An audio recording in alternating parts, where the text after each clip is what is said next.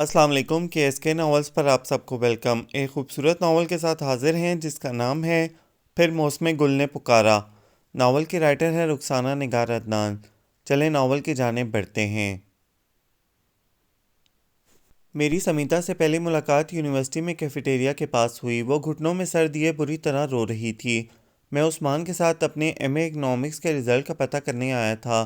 وہ اگست کے آخری دن تھے۔ دھوپ جتنی تیکھی تھی حب سے اس سے زیادہ شدید تھا۔ ہمارا پیاس کے مارے برا حال تھا۔ ہم پیپسی پینے کیفیٹیریا کی سیڑھیاں چڑھ رہے تھے۔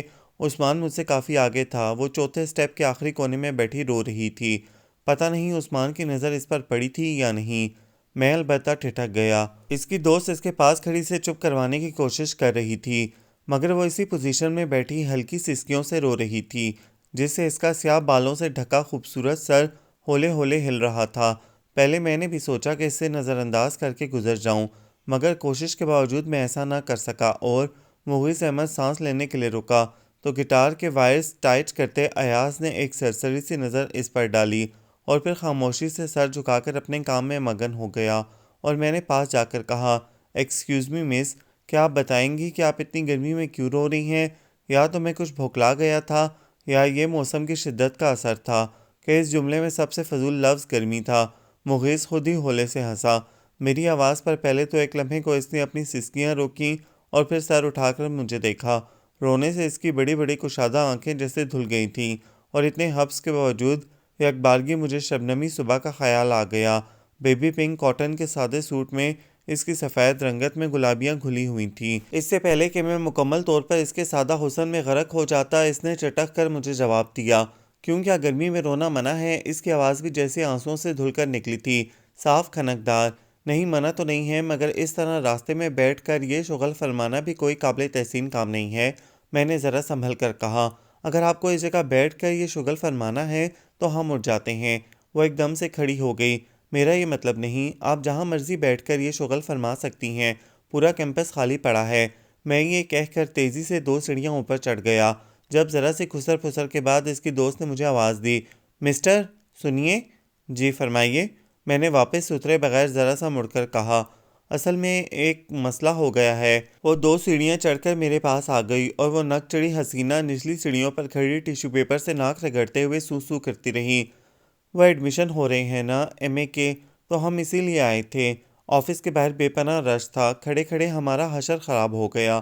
ہم نے سوچا کہ کچھ کھا پی آتے ہیں، اتنے میں شاید رش کم ہو جائے۔ ہم نے یہاں آ کر کولڈ ڈرنک پی اور پھر واپس آفس چلے گئے۔ وہاں جا کر پتہ چلا کہ میری دوست کی فائل جس میں اس کے سارے اوریجنل ڈاکومنٹس تھے، وہ تو ہم یہیں بھول آئے ہیں۔ بھاگم بھاگ یہاں پہنچے، فائل ڈھونڈی، یہاں موجود تقریباً سبھی لوگوں سے پوچھا، مگر فائل ہمیں نہیں ملی، اسی لیے وہ سانس لینے کے لیے رکی۔ اچھا تو کیا رونے سے مل گئی؟ میں نے طنز سے کہا۔ نہیں ملی، وہ مایوسی سے بولی۔ پلیز آپ ہماری کچھ مدد کریں، وہ لجاجت سے بولی۔ آپ سے کس عقل مند نے کہا کہ اوریجنل ڈاکومنٹس لے کر گھر سے نکلیں؟ میں 2 سیڑھیاں اتر کر اس ناک رگڑتی حسینہ سے بولا تو اس نے مجھے گھور کر دیکھا، مگر خاموش رہی۔ بس جلدی میں نکلے تھے، سوچا تھا یہیں سے فوٹو اسٹیٹ کروا لیں گے، کل داخلے کی آخری تاریخ ہے، اب کیا کریں؟ اس کی دوست نے بتایا۔ خیر میں نے ان سے فائل کا کلر اور ڈاکومنٹس کی تفصیل پوچھی، پھر میں نے اور عثمان نے ان کے ساتھ مل کر فائل ڈھونڈنے کی حتی المکان کوشش کی، مگر 2 گھنٹے کی سرتوڑ کوشش کے باوجود ہم فائل نہ ڈھونڈ سکے۔ اس میں پیسے تو نہیں تھے؟ میں نے تھک کر پیچھے آتی سمیتا اور اس کی دوست سے پوچھا۔ 1000 روپے تھے، وہ مجرمانہ انداز میں سر جھکا کر بولی۔ اور یہ جو اتنی بڑی بڑی عمر و عیار کی زنبیلیں لٹکا رکھی ہیں آپ لوگوں نے کندھوں پر، یہ کس مرض کی دوا ہیں؟ میں نے ان کے شولڈر بیگز کی طرف اشارہ کر کے کہا۔ ہو جاتی ہے بندے سے بھول چوک، وہ تنک کر بولی۔ تو پھر بھگتیں جا کر، ہمیں کیوں ساتھ خوار کر رہی ہیں؟ میں نے بھی تلملا کر کہا، اور عثمان کا ہاتھ پکڑ کر دوسری طرف نکل گیا۔ اور پھر مزے کی بات بتاؤں، وہ فائل کہاں سے ملی؟ مغیث نے مسکراتے ہوئے گٹار پر جھکے ایاز سے کہا۔ کہاں سے؟ ایاز نے سر اٹھائے بغیر غیر دلچسپ انداز میں پوچھا۔ وی سی صاحب کے آفس کے باہر جو پی این تھا، وہ یہ فائل ہاتھ میں لیے بیٹھا تھا۔ ہم آفس کی طرف جا نکلے تھے، بڑی مشکل سے وہ فائل پی این سے لی، اور شام کو میں اس کے گھر وہ فائل دینے گیا تو ڈاکٹر گیٹ سے باہر آ رہا تھا، ساتھ میں اس کے والد صاحب تھے۔ میں نے ان سے اپنا تعارف کرایا اور آنے کی وجہ بتائی تو وہ بہت خوش ہوئے۔ اس بیوقوف لڑکی نے تو رو رو کر اپنا حشر کر لیا ہے، 104 بخار ہے دوپہر سے اسے۔ اس کے والد نے مجھے ڈرائنگ روم میں بٹھاتے ہوئے بتایا تو میں نے فائل ان کے حوالے کی۔ کل تو داخلے کی آخری تاریخ ہے، سمیتا کیسے جائے گی یونیورسٹی؟ اس کا بھائی بھی گھر پر نہیں ہے آج کل۔ بیٹا یہ تم فارم فل کر کے آفس میں جمع کروا دینا۔ وہ بولے تو میں کچھ جھجک گیا۔ جی میں؟ ہاں تمہاری بڑی مہربانی ہوگی اگر تم یہ زحمت کر دو تو۔ اور پھر میں نے وہیں بیٹھ کر اس کا فارم فل کیا اور اگلے روز جا کر آفس میں فارم جمع کروا کے اس کے نمبر سلپ لی اور سلپ دینے کے لیے دوبارہ اس کے گھر گیا تو "Hey man, what are you doing? It's time of your duty. Please take your seats." آپ لوگ یہاں کیا کر رہے ہیں؟ یہ کام کا وقت ہے، پلیز اپنی سیٹوں پر جائیں۔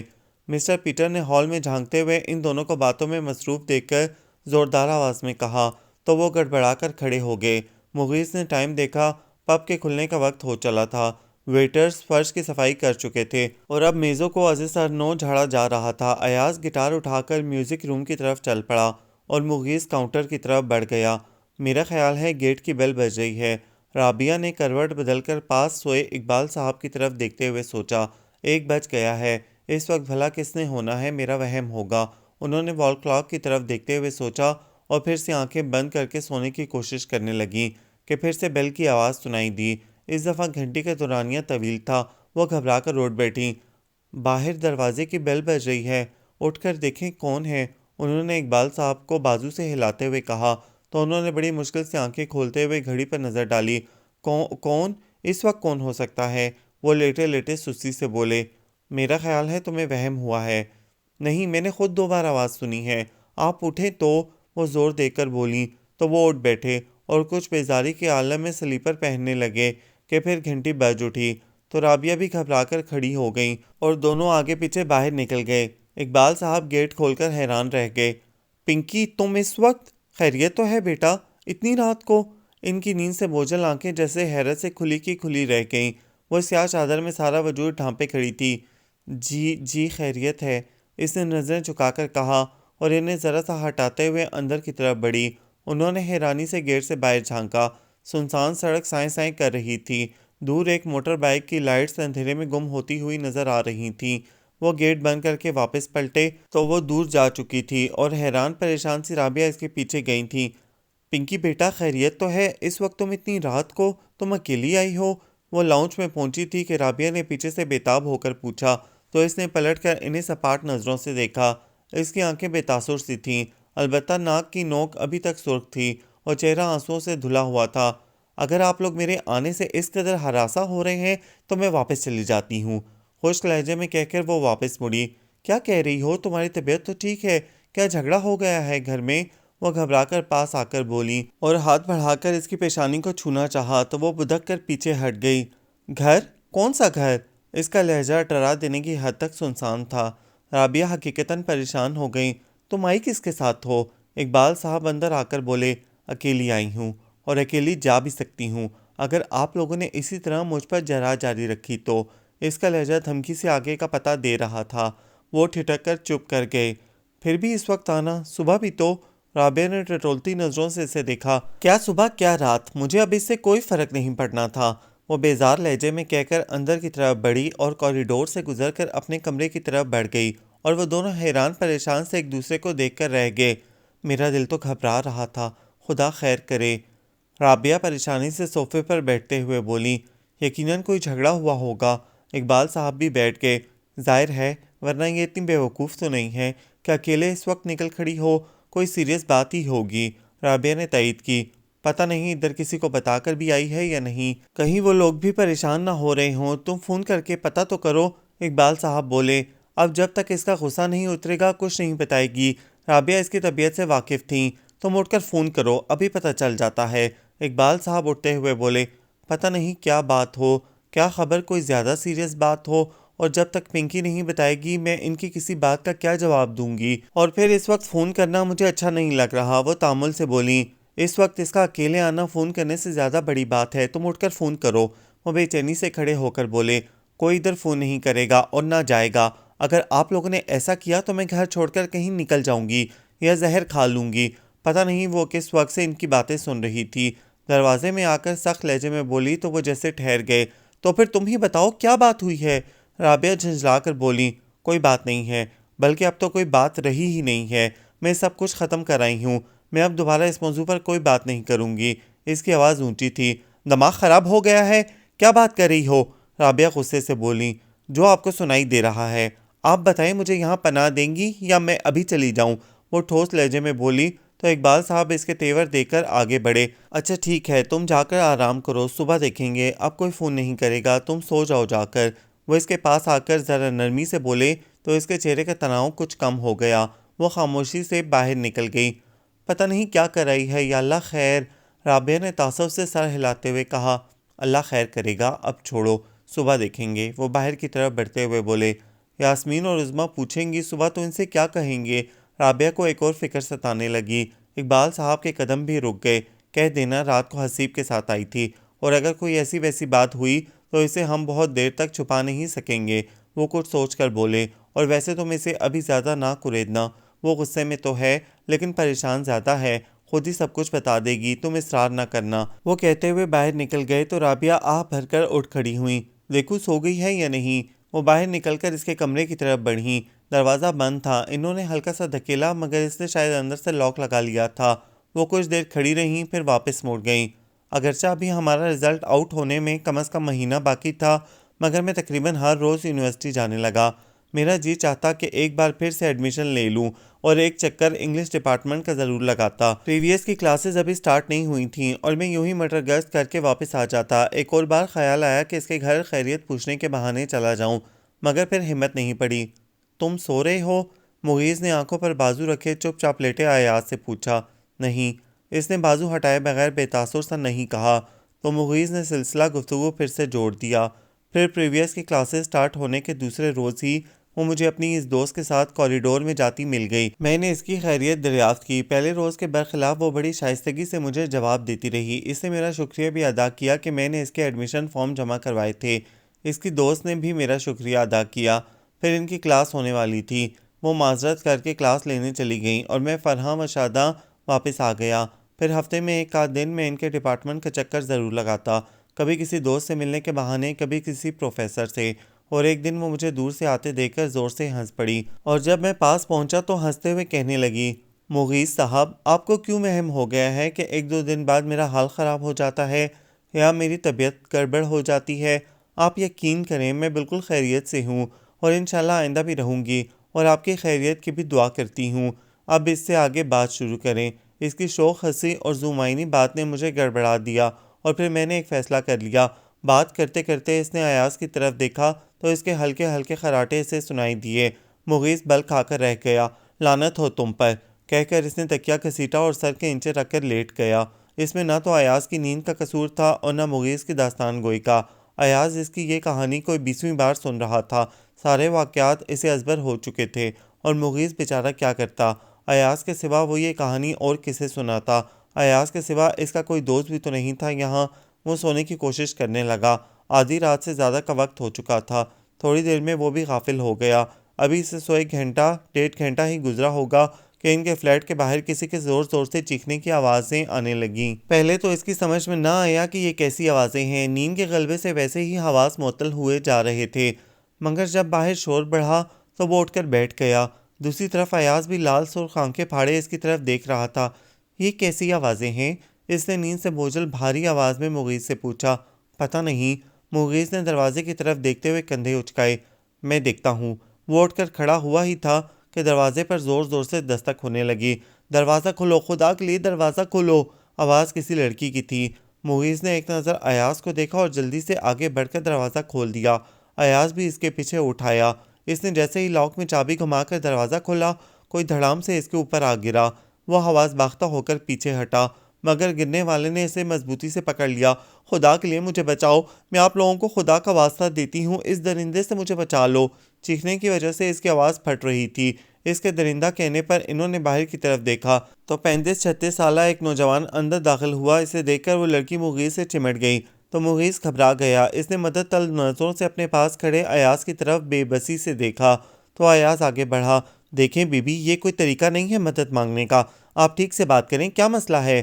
اس نے لڑکی کے کندھے سے اس کی شرٹ کا کونا پکڑتے ہوئے مغیث کو اس کی گرفت سے چھڑانا چاہا۔ نہیں نہیں، یہ مجھے مار ڈالے گا، مجھے بچا لو! وہ اور زور سے بولی اور مغیث کے بازو پر اپنی گرفت مضبوط کر لی تم لوگ بیچ میں مت آؤ، یہ ہم میاں بیوی کا معاملہ ہے۔ رابیل چلو گھر، کیوں تماشا لگا رہی ہو؟ وہ آدمی آگے بڑھ کر اپنے غصیلے لہجے پر قابو پاتے ہوئے اس لڑکی کے قریب آ کر بولا، نہیں نہیں، میں نہیں جاؤں گی، یہ مجھ سے غلط کام کروانا چاہتا ہے، یہ مجھے مار دے گا، مجھے بچا لیں۔ وہ اپنے ساتھ مغیث کو گھسیٹتی ہوئی کمرے کے وسط میں لے آئی۔ مغیث کے اتنی سردی میں پسینے چھوٹ گئے۔ اس نے زور سے لڑکی کو پرے دھکیلا اور خود تیزی سے اس آدمی کے پاس جا کر کھڑا ہو گیا۔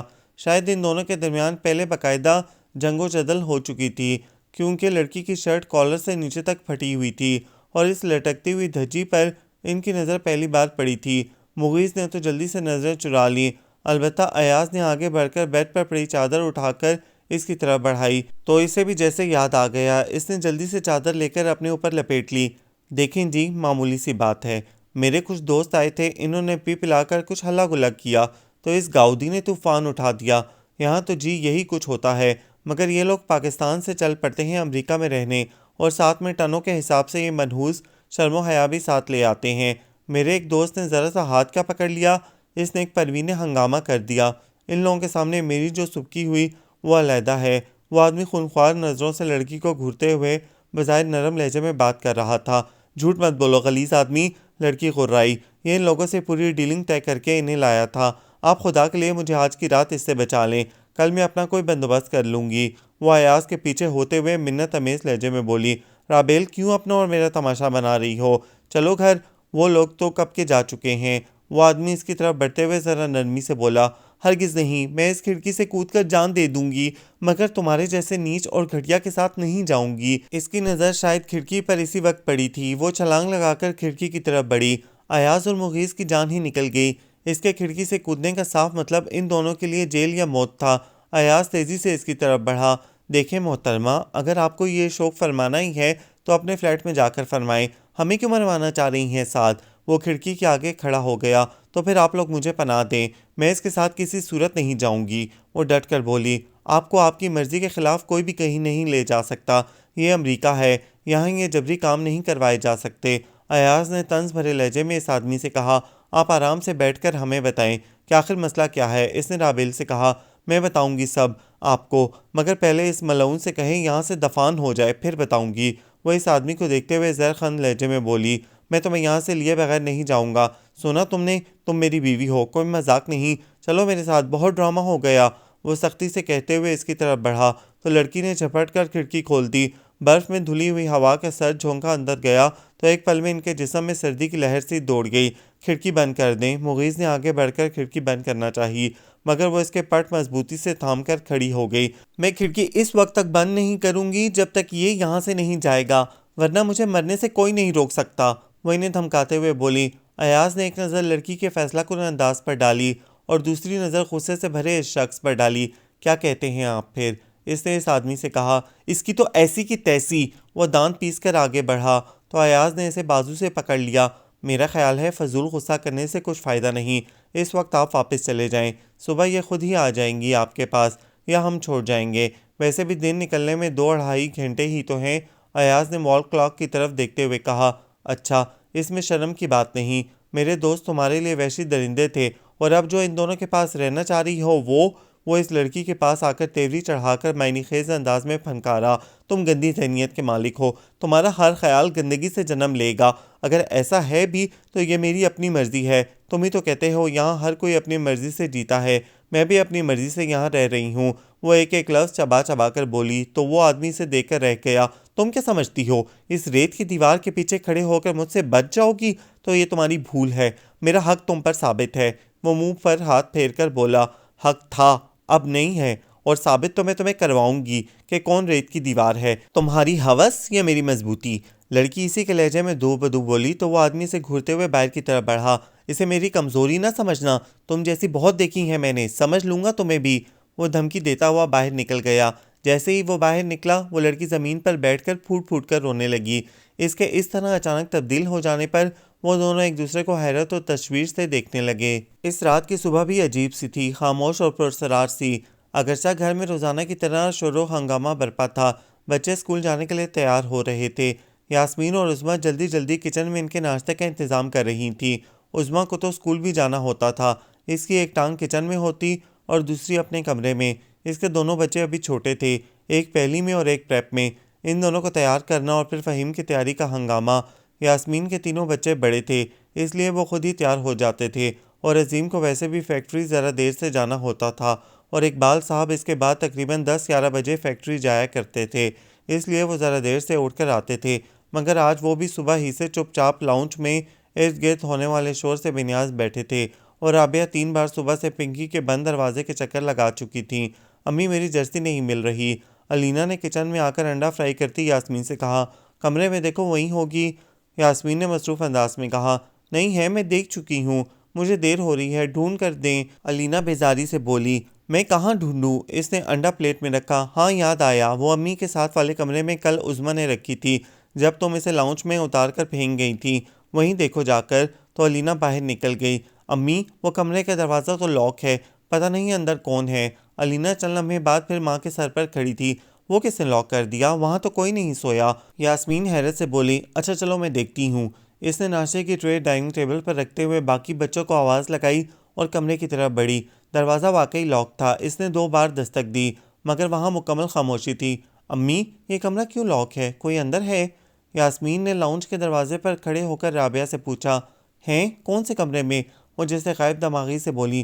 پھر انہیں یاد آ گیا، ہاں وہ پنکی آئی ہوئی ہے رات سے، طبیعت اس کی کچھ ٹھیک نہیں تھی، شاید ابھی تک سو رہی ہے۔ وہ کچھ اٹک کر بولی، پنکی آئی ہے؟ کب؟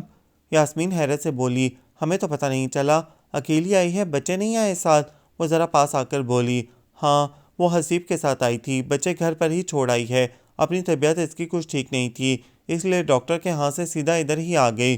وہ بہو سے نظر نہیں ملا پا رہی تھی۔ دادو، میری جرسی ہے اندر کمرے میں، مجھے اسکول سے دیر ہو رہی ہے۔ علینا دونوں کے ڈائلاگ سے اکتا کر بولی، تو بیٹا دروازہ کھٹکھٹا لو، کھول دے گی، یا پھر میں دیکھتی ہوں۔ وہ کہتے ہوئے اٹھ کھڑی ہوئیں۔ پھر انہوں نے کتنا ہی دروازہ کھٹکھٹایا، مگر اس نے دروازہ نہیں کھولا۔ بیٹا تم کوئی دوسری جرسی پہن جاؤ، شاید دوائی میں نیند زیادہ ہو، اس لیے اسے آرام کرنے دو۔ رابعہ نے برے برے منہ بناتی علینا سے کہا، دوسری جرسی تو گندی ہے دادو۔ وہ پیر پٹک کر بولی، اچھا کچھ نہیں ہوتا، اگر ایک دن گندی جرسی پہن جاؤ گی تو۔ وہ ذرا سختی سے بولی تو وہ جھنجھلاتے ہوئے واپس مڑ گئی۔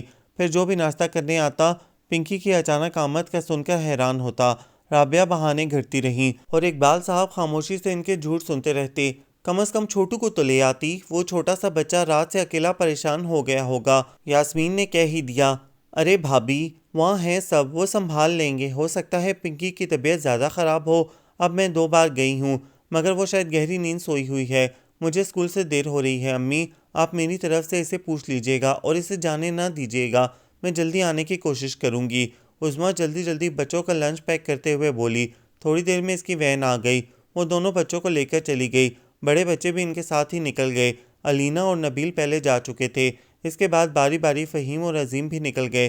اب اقبال صاحب سوچ میں ڈوبے ہوئے تھے، جائیں یا پنکی کے اٹھنے کا انتظار کریں؟ میرا خیال ہے اب اسے اٹھ جانا چاہیے، اتنی دیر تک خالی پیٹ پڑے رہنا اچھی بات نہیں، میں اٹھاتی ہوں جا کر۔ یاسمین بے چینی سے بولی اور پنکی کو اٹھانے چل پڑیں، اور تھوڑی دیر میں مایوس لوٹ آئی۔ اقبال صاحب اس سے کچھ پوچھے بغیر اپنے کمرے کی طرف بڑھ گئے۔ امی ایسا بھی کیا طبیعت کا خراب ہونا کہ اس نے دروازہ ہی لاک کر لیا ہے؟ آپ بلا کر دیکھیں، میرے تو دل کو کچھ ہو رہا ہے۔ یاسمین رابعہ کے پاس آ کر بولی، رابعہ ایسے ہی بیٹھی رہیں، کہیں کوئی جھگڑا بگڑا تو نہیں ہو گیا گھر میں؟ وہ پاس بیٹھتے ہوئے مدھم آواز میں بولی، شاید اس نے کچھ بتایا نہیں۔ رابعہ نظر چرا کر بولی، یہی بات ہوگی، ورنہ اتنی رات گئے آنا اور وہ بھی بچوں کے بغیر، اور پھر یوں سوئے رہنا، خدا خیر کرے۔ یاسمین کے انداز جتانے والا تھا، وہ تو پتہ نہیں کب سو کر اٹھے۔ آپ تو ناشتہ کر لیں، لے آؤں؟ وہ کھڑے ہوتے ہوئے بولی، نہیں ابھی رہنے دو، میرا جی نہیں چاہ رہا۔ رابعہ بے دلی سے بولیں تو یاسمین ٹیبل سے برتن سمیٹنے لگی۔ پھر 12 بجے کے قریب پنکی دروازہ کھول کر باہر آئی۔ اس کے چہرے کا رنگ زرد ہو رہا تھا اور آنکھیں لال سرخ، شاید وہ ایک پل کو بھی سو نہیں سکی تھی۔ اقبال صاحب اس کے اٹھنے کا انتظار کر کے ابھی نکلے تھے۔ رابعہ ڈائننگ ٹیبل پر سبزی رکھے بنا رہی تھیں۔ امی پنکی آ گئی ہے اٹھ کر۔ یاسمین نے کچن کی کھڑکی سے اسے لاؤنج کی طرف جاتے دیکھ کر انہیں اطلاع دی۔ اچھا، انہوں نے چھری ہاتھ سے رکھ دی اور شاید اٹھنے لگی تھیں، مگر پھر کچھ سوچ کر سبزی بنانے لگیں۔ جاؤ اسے ناشتے کا پوچھ لو۔ کیا حال ہے پنکی؟ رات پتہ ہی نہیں چلا تم کب آئیں؟ یاسمین نے صوفے پر گمسم بیٹھی پنکی کو مخاطب کیا تو اس نے چونک کر اس کی طرف دیکھا۔ ٹھیک ہوں۔ کچھ دیر بعد وہ مدھم آواز میں بولی، بچے نہیں آئے ساتھ؟ وہ پاس آ کر بیٹھ گئیں۔ نہیں، اس نے مختصراً کہا۔ طبیعت ٹھیک ہے اب تمہاری؟ بڑا سوئی، کون سے ڈاکٹر کو دکھا کر آئی تھی؟ یاسمین نے ٹٹولتی نظروں سے اس کی طرف دیکھا۔ پنکی نے ایک لمحے کو اسے دیکھا اور پھر نظر کا زاویہ بدل دیا۔ کیا بات ہے، خیریت تو ہے؟ یاسمین بے قرار ہو رہی تھی اصل بات جاننے کے لیے۔ کیا بات ہونی ہے، وہ زور سے بولی۔ کیا بات ہو سکتی ہے؟ کیا پریشانی ہے آپ کو؟ کیا میں اب اپنے ماں باپ کے گھر کسی بات کے بغیر نہیں آ سکتی؟ اس نے بے مروت لہجے میں چٹک کر کہا تو یاسمین کھڑی ہو گئی۔ بھائی جب جی چاہے آؤ جاؤ، ہمیں کیا؟ میں تو طبیعت کا پوچھ رہی تھی، تم نہ جانے کیوں بھڑک اٹھی، کسی کا وبال کسی پر کہتے ہوئے وہ باہر کی طرف چل پڑی۔ ناشتہ لا دوں؟ یاسمین پھر کچھ ضبط کر کے مروت سے جاتے ہوئے بولی۔ جی نہیں شکریہ، مجھے بھوک لگے گی تو میں خود اٹھ کر لے لوں گی، وہ بے رخی سے بولی تو یاسمین پیر پٹکتے ہوئے باہر نکل گئی۔ ہم لوگ 8 بہن بھائی تھے، 6 بہنیں اور 2 بھائی۔ بھائی دونوں سب بہنوں سے چھوٹے تھے اور لڑکیوں کی آگے پیچھے لائن لگی ہوئی تھی۔ ابا واسا میں کلرک تھے، 1,500-2 ہزار کی تنخواہ اور 10 افراد کا کنبہ۔ آپ خود سوچیں وہاں زندگی کی کیا صورت ہوگی۔ میں بہنوں میں چوتھے نمبر پہ تھی، مجھ سے بڑی 3 تھیں۔ جہاں پیٹ کا جہنم بھرو تو تن کا کپڑا نصیب نہیں ہوتا، اور اگر تن ڈھانپو تو خالی آنتیں دہائی دینے لگیں۔ وہاں شادی بیاہ کے سلسلے کسی عیاشی سے کم نہیں ہوں گے۔ 2 کمروں کا گھر چیخ چیخ کر اپنی فاقہ مستی کا اعلان کرتا تھا۔ بے رنگ در و دیوار نے آہستہ آہستہ مکینوں کا رنگ و روپ بھی چرانا شروع کر دیا۔ تینوں بڑی بہنوں نے پرائمری تک تعلیم حاصل کی، نہ انہیں آگے پڑھنے کا شوق تھا نہ ابا میں پڑھانے کی سکت۔ پھر مشین کا چرخہ جو بڑی آپا اور چھوٹی آپا نے سنبھالا تو سارے گھر کے مکینوں کی سانسیں جوڑتے جوڑتے ان کے اپنے جوڑ رہ گئے۔ ایسے میں کوئی اچھا رشتہ کہاں سے آنا تھا؟ میں نے کسی طرح میٹرک کر لیا۔ آگے پڑھنے کا مجھے شوق نہ تھا، بس اچھا پہننے اوڑھنے کا شوق تھا، ٹی وی کا، فلموں کا اور گانوں کا۔ ہماری کٹیا کے علاوہ اس گلی کے سب گھروں میں یہ سہولتیں موجود تھیں جو مجھے گھر میں ٹکنے نہیں دیتی تھیں۔ میں اپنی بہنوں کی طرح صابر اور شاکر نہیں تھی کہ ارمانوں کا گلا گھونٹ کر مشین کے پہیے کی گھوں گھوں میں عافیت ڈھونڈ لیتی۔ انہوں نے اپنے حالات سے سمجھوتا کر لیا تھا اور مجھے حالات سے بغاوت کے دورے پڑتے تھے۔ ابا کی کمر صرف ہماری سانسوں کی ڈور باندھنے میں ہی جھک گئی تھی، وہ اور معاملوں کے بارے میں بھلا کیا سوچتے؟ اور اماں شوہر کی ستی ساوتری بیوی ہمیں قناعت و صبر کی سوکھی روٹی، سمجھوتے کی کڑوی کسیلی چائے میں گھول گھول کر دیتی رہیں، جس سے میری بہنوں کے اندر خوشی کی چاشنی کا احساس ہی مر گیا اور میرے اندر جیسے زہر بھر گیا۔ سب کی مخالفت کے باوجود میں نوکری کی تلاش میں نکل کھڑی ہوئی۔ اس چھوٹے سے گھٹن زدہ ڈربے سے باہر کی دنیا کتنی بڑی، کتنی حسین تھی، اور اماں ہمیں یوں ہی ڈرا ڈرا کر مارتی رہتی تھیں کہ یہ دنیا بڑی خوفناک ہے، کسی بلا سے بھی ڈرونی۔ جو ایک بار کسی کو اپنے پنجوں میں جکڑ لے تو وہ ایک ایک سانس اپنے ہاتھوں سے نکال کر اس بلا کے سامنے پیش کرتا ہے، پھر بھی تاوان ادا نہیں ہوتا۔ مگر مجھے ایسا کچھ محسوس نہیں ہوا۔ نوکری کی تلاش میں مختلف دفاتر کے چکر لگا لگا کر میرا ڈر خوف کافی حد تک کم ہو گیا، اور اگر نوکری نہیں بھی مل رہی تھی تو کیا، باہر نکلنے کا ایک بہانہ تو ہاتھ آ گیا تھا۔ ابا میری منہ زوری کے آگے ہار گئے تھے اور بہنوں نے شاید مجھے کولمبس کا درجہ دے دیا تھا۔ میری بات سب کے لیے حرف آخر ہونے لگی۔ بہرحال تقریباً 8-9 مہینوں کے دھکوں کے بعد مجھے نوکری تو نہ ملی، ایک دوست مل گئی جو کسی ٹریولنگ ایجنسی میں کام کرتی تھی۔ بس اسٹاپ پر آتے آتے ملاقات ہونے لگی جو جلد ہی دوستی میں بدل گئی۔ فیاض اس کا کزن تھا جو امریکہ میں ہوتا تھا، اور بقول سعدیہ کہ اس کا وہاں بہت بڑا سٹور تھا، اور آج کل وہ پاکستان کسی اچھی لڑکی کی تلاش میں آیا ہوا تھا شادی کے لیے۔ میرے کان کھڑے ہو گئے، وہ اچھی لڑکی میں کیوں نہیں ہو سکتی تھی؟ اور میری موٹی عقل میں یہ بات نہ آئی کہ وہ اچھی لڑکی سعدیہ کیوں نہیں ہو سکتی، جو کہ فیاض کی کزن بھی ہے۔ بہرحال دنیا میں مجھ سے بے وقوفوں کی کمی نہیں ہے۔ اس نے گہرا سانس لیا۔ فیاض سے میری ملاقات سعدیہ کے گھر پر ہی ہوئی۔ اس نے مجھے پہلی نظر ہی میں پسند کر لیا، اور سعدیہ ہی کے توسط سے 2 روز بعد اس کا پروپوزل ہمارے گھر آیا۔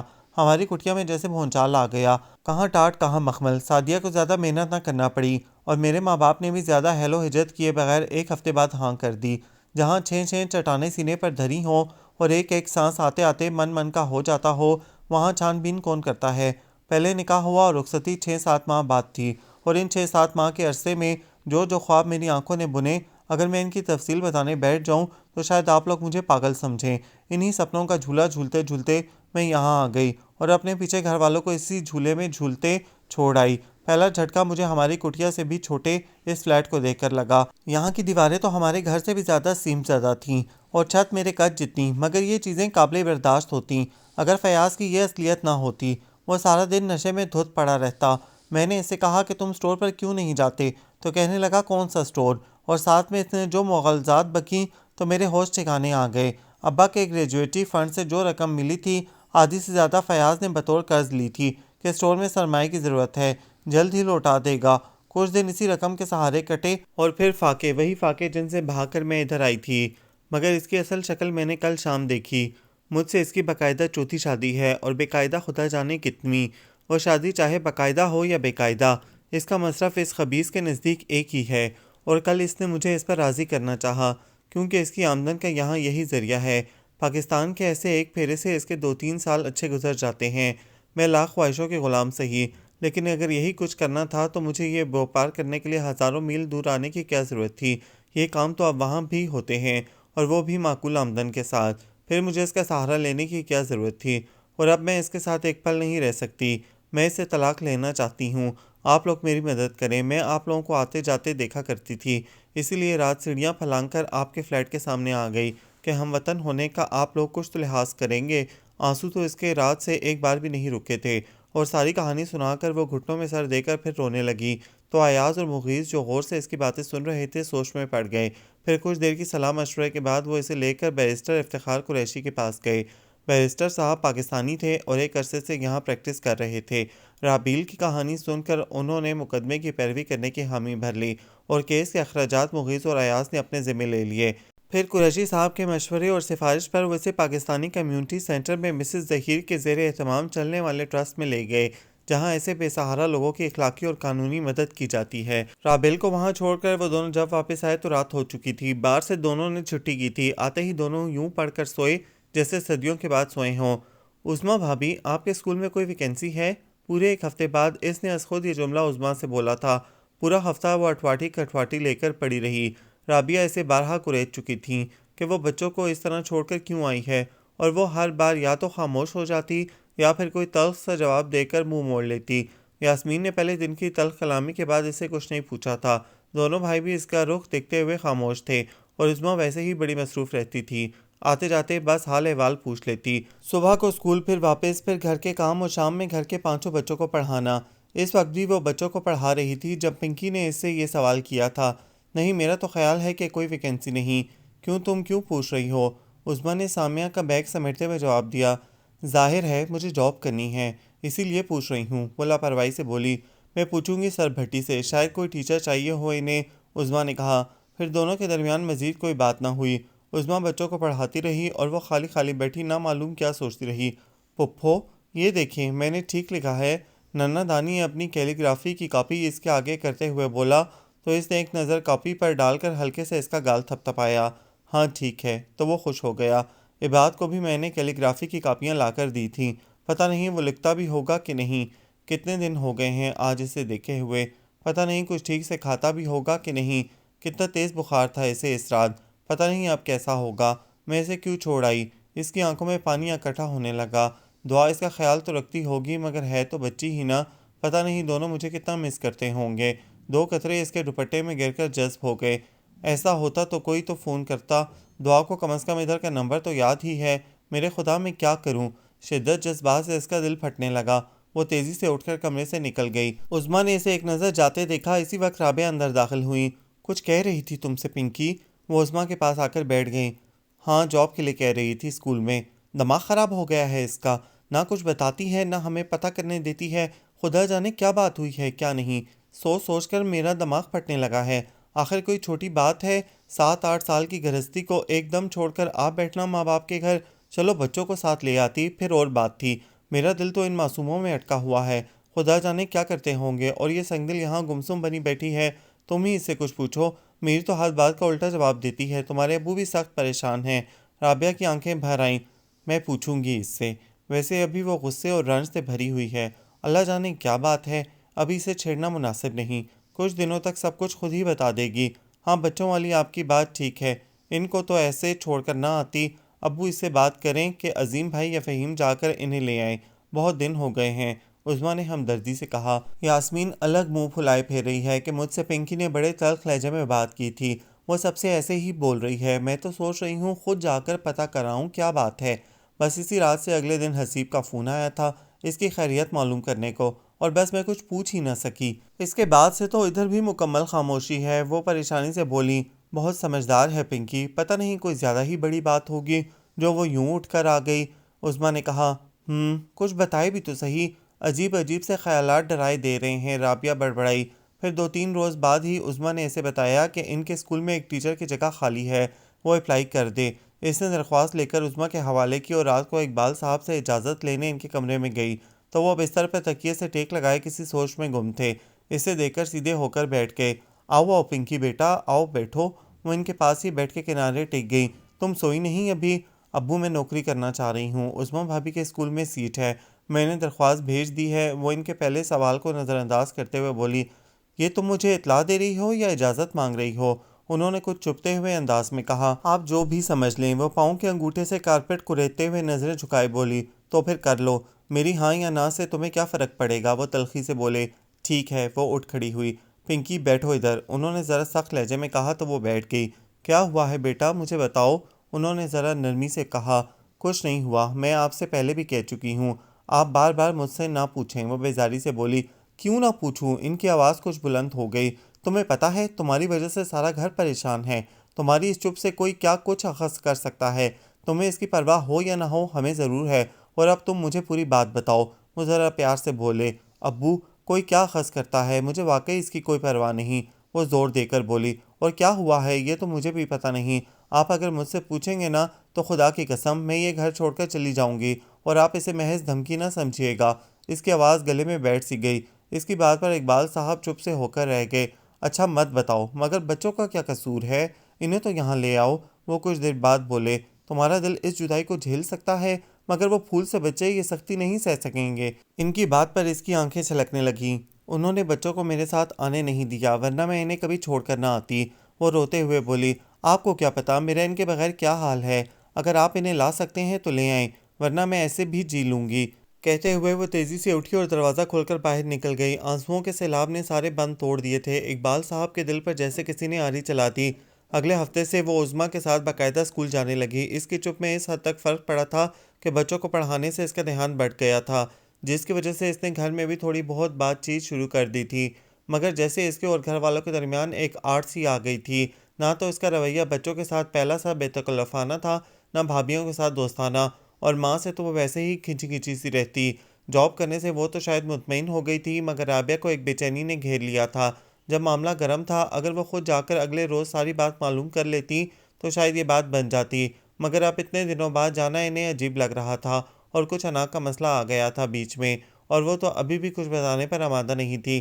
ماں کے ہر سوال کے جواب میں کہتی، کچھ نہیں ہوا، بس میں وہاں نہیں رہ سکتی، اور کیوں رہوں بھلا؟ کبھی جھلا کر اور کبھی رسانیہ سے وہ ایک ہی بات کہے جاتی۔ اس روز عظمیٰ کی طبیعت ٹھیک نہیں تھی اور وہ اسکول نہ جا سکی تھی۔ واپسی پر اسکول وین راستے میں خراب ہو گئی۔ ڈرائیور انجن میں خرابی تلاش کر رہا تھا کہ اچانک اسے خیال آیا کہ ذرا آگے تو دعا کا اسکول ہے۔ اس نے گھڑی دیکھی، ابھی چھٹی ہوئی ہوگی۔ وہ وین سے اتر گئی۔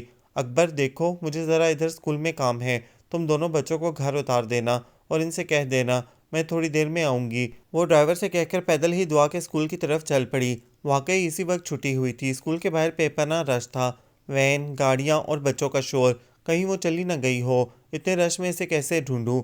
دھوپ سے بچنے کے لیے اس نے سن گلاسز لگائے اور گیٹ کے پاس ادھر ادھر بچوں کو دیکھنے لگی۔ چوکیدار بھی نظر نہیں آ رہا تھا۔ کچھ دیر وہ کھڑی رہی۔ بچے گاڑیوں میں بھر بھر کر گھروں کو روانہ ہونے لگے۔ وہ مایوس ہو کر واپس جانے ہی لگی تھی کہ دائیں طرف سے آتی آواز نے اس کے قدم روک لیے۔ اس نے جلدی سے مڑ کر دیکھا تو دعا کھڑی تھی۔ ماما ماما، وہ راستے میں آئے دو تین بچوں کو ہٹاتے ہوئے تیزی سے اس کی طرف بڑھی۔ دعا دعا بیٹا کیسی ہو تم؟ اس نے جھپٹ کر اسے اپنے ساتھ لپٹا لیا۔ ماما ماما آپ کہاں چلی گئی ہیں؟ دادو کہتی ہیں کہ آپ اب کبھی نہیں آئیں گی۔ وہ رونے لگی۔ نہیں نہیں بیٹا، میں آپ کو چھوڑ کر کہیں نہیں جا سکتی۔ اس نے زور زور سے اس کا منہ چومتے ہوئے کہا۔ بھائی کیسا ہے؟ بات ٹھیک ہے؟ اس کا بخار اتر گیا تھا؟ اس نے بےقراری سے پوچھا۔ اتر گیا تھا بخار، مگر ماما وہ بہت روتا ہے، ہر وقت آپ کو پکارتا رہتا ہے، پھپھو سے بھی چپ نہیں ہوتا، ہر روز اسے ڈاکٹر کے پاس لے کر جاتے ہیں۔ دادو کو بہت غصہ آتا ہے اس کے رونے پر، میں اسے بہت پیار کرتی ہوں، مگر وہ پھر بھی چپ نہیں کرتا، بس روئے چلا جاتا ہے۔ دعا اسے جلدی جلدی تفصیل بتانے لگی۔ اس کا دل تڑپنے لگا۔ اچھا بیٹا تم اس کا بہت خیال رکھنا، میں جلد ہی تم دونوں کو لینے آؤں گی، تمہارا وین والا تمہارا انتظار کر رہا ہے، اب تم جاؤ۔ اس نے امڑ آنے والے آنسوؤں کو ہاتھ سے رگڑتے ہوئے دعا کو اپنے سے علیحدہ کیا۔ آپ کب آئیں گی؟ کیوں چلی گئی ہیں ہمیں چھوڑ کر؟ ابھی چلے میرے ساتھ۔ بچی بے قرار ہو گئی۔ کہا نا بیٹا جلد آؤں گی، اب تم جاؤ۔ اور تمہارا یونیفارم اتنا گندا کیوں ہے، روز نہیں بدلتی؟ اس کی نظر شرٹ کے گندے کالر پر پڑی۔ 2 دن بعد بدلتی ہوں، اور کپڑے دھونے والی ملازمہ کوئی نہیں آتی، پھپھو 2 دن بعد دھلا ہوا یونیفارم دیتی ہیں، میں تو اسکول میں اتنا صاف رکھتی ہوں پھر بھی گندا ہو جاتا ہے، تو پھپھو بہت ڈانٹتی ہیں۔ ماما گھر چلیں پلیز ماما۔ وہ پھر اس کا دامن کھینچ کر بولی، ہاں بیٹا چلوں گی، اب تم جاؤ، بھائی کا خیال رکھنا، اچھا؟ اس نے جھک کر اس کے ماتھے پر پیار کیا اور اس کی انگلی پکڑ کر وین کی طرف چل پڑی۔ گھر میں کسی کو نہ بتانا کہ میں آپ سے ملنے آئی تھی۔ وین میں بٹھاتے ہوئے اس نے رونی شکل بنائی، دعا کو تاکید کی تو اس نے بے دلی سے سر ہلا دیا۔ وین کے جانے تک وہ اسے نظروں میں جذب کرتی رہی۔ یہ کیا ہو گیا، یا میرے خدا میں کیا کروں؟ اس نے دھوپ میں چمکتے دودھیا آسمان کی طرف سر اٹھا کر بے بسی سے دیکھا۔ گھر آ کر اس سے کھانا بھی نہ کھایا گیا، ایسے ہی کپڑے بدل کر کمرے میں آ کر لیٹ گئی۔ دعا کتنی کمزور ہو گئی ہے۔ بیڈ کی پشت سے سر ٹکاتے ہوئے اس نے سوچا، مجھ سے کہاں غلطی ہوئی، کہاں بھول ہوئی جس کی اتنی کڑی سزا مجھے مل رہی ہے؟ اس نے گہرا سانس لیتے ہوئے سوچا، اس روز جو اس نے مجھے وہ سامنے کی بات کر کے شرمندہ کیا تو میں نے دل میں فیصلہ کر لیا خیریت سے آگے بات شروع کرنے کا، بس مجھے جاب ملنے کا انتظار تھا۔ اور دیکھو قدرت خدا کی، دوسرے ہفتے ہی مجھے مقامی بینک میں جہاں میں نے مہینہ بھر پہلے انٹرویو دیا تھا سے اپائنٹمنٹ لیٹر مل گیا۔ میری خوشی کی انتہا نہ رہی، اور ایک مہینہ میں نے بڑی بے چینی سے گزارا، اور اگلے ماہ امی کو سمیتا کے گھر رشتہ لینے بھیج دیا۔ جواب حسب توقع تھا کہ وہ بھی پڑھ رہی ہے، مگر میں نے بھی ہمت نہ ہاری، اور 4-5 دنوں بعد امی کی خفگی کی پرواہ کیے بغیر پھر سے انہیں بھیج دیا کہ وہ اپنی تعلیم شادی کے بعد بھی جاری رکھ سکتی ہے۔ انہوں نے سوچنے کے لیے وقت مانگا۔ امی بڑی جزبوز ہو رہی تھیں، روایتی ماؤں کی طرح وہ بھی اپنی کوئی بھانجی یا بھتیجی لانا چاہ رہی تھیں، اس لیے وہ بہت خوش نہیں تھیں، اور پھر 1 مہینے کے جان لیوا انتظار کے بعد انہوں نے ہاں کر دی۔ میری خوشی کا کوئی ٹھکانہ نہ تھا۔ گھر میں شادی کی تیاریاں شروع ہو گئیں، اگرچہ ان دنوں گھر کی مالی حالت اتنی مستحکم نہ تھی۔ میری نوکری کو ابھی مہینہ بھر ہوا تھا، اور مغیث اپنے پسندیدہ موضوع پر بلا تکان بول رہا تھا، اور سامنے بازو سر کے نیچے رکھے چت لیٹا ایاز شاید کانوں میں روئنٹ ہوئے سے بے تاثر چہرہ لیے اس کی باتیں سن رہا تھا۔ ویسے میں سوچ رہا ہوں کہ ہمارے ہاں کے والدین کیسے نااکبت اندیش ہوتے ہیں، وہ بھی بیٹیوں کے معاملے میں۔ ایاز کی بیتوکی بات پر مغیث نے اسے گھور کر دیکھا۔ تمہارا مطلب سمیتا کے ساتھ میرے رشتے سے متعلق ہے؟ اس کی سوئی ابھی تک وہیں اٹکی ہوئی تھی۔ نہیں، میں رابیل کی بات کر رہا ہوں۔ اتنے زیادہ کیسز ہوتے ہیں یہ فراڈ اور دھوکہ دہی کے، پھر بھی یہ لوگ امریکہ اور لندن کا نام سنتے ہی بیٹی کے نادیدہ اچھے مستقبل کے لیے اسے داؤ پر لگا دیتے ہیں۔ وہ پرسوچ انداز میں بولا، ہاں یہ تو ہے، اور تم اس کے حالات تو دیکھو، آخر انہوں نے 6 بیٹیوں کو اسی طرح ٹھکانے لگانا ہے نا؟ کتنے دکھ کی بات ہے، انسان اپنے ہی وجود کے حصوں کے ساتھ اس درجہ صفاقانہ سلوک کرے، بنا سوچے سمجھے انہیں دھکا دیتا جائے۔ مغیث نے گہرے انداز میں کہا، خیر اب اسے پاکستان واپس جانا چاہیے، اپنا ملک جیسا بھی صحیح، وہاں کم از کم اپنوں کا ساتھ تو ہوتا ہے۔ ایاز نے اٹھ کر بیٹھتے ہوئے کہا، مجھے تو اس فیاض چوہے پر حیرت ہو رہی ہے، پہلے ہی نوٹس پر اس نے طلاق نامہ بھجوا دیا۔ مغیث بولا، دھوکے باز ہمیشہ بزدل ہوتے ہیں، اگر رابیل اس رات دلیری نہ دکھاتی تو شاید وہ اسے کسی نہ کسی طرح ٹریپ کر ہی لیتا۔ کیس چلنے سے اس کے پچھلے کرتوت کھل جانے تھے، اسی لیے اس نے پیچھا چھڑا لینے ہی میں عافیت جانی۔ اگرچہ اس ساتھ رابیل نے بڑی ہمت دکھائی، مگر پھر جو اس کا نروس بریک ڈاؤن ہوا ہے مسز ظہیر کے آفس جا کر، انسان کتنے ہی مضبوط اعصاب کا کیوں نہ ہو، ایسے مشکل حالات کا تنہا مقابلہ کرنا بڑی ہمت کا کام ہے۔ میرا خیال ہے کل تک وہ ہاسپٹل سے ڈسچارج ہو جائے گی۔ مغیث نے قیاس کیا، اور ڈاکٹرز کہہ تو رہے تھے کہ اب وہ ٹھیک ہے۔ ایاز نے سستی سے کہا، ویسے وہ کہہ رہی تھی کہ وہ واپس نہیں جائے گی۔ مغیث کی بات پر ایاز نے اسے کچھ حیرت سے دیکھا۔ یہ کب کہا اس نے؟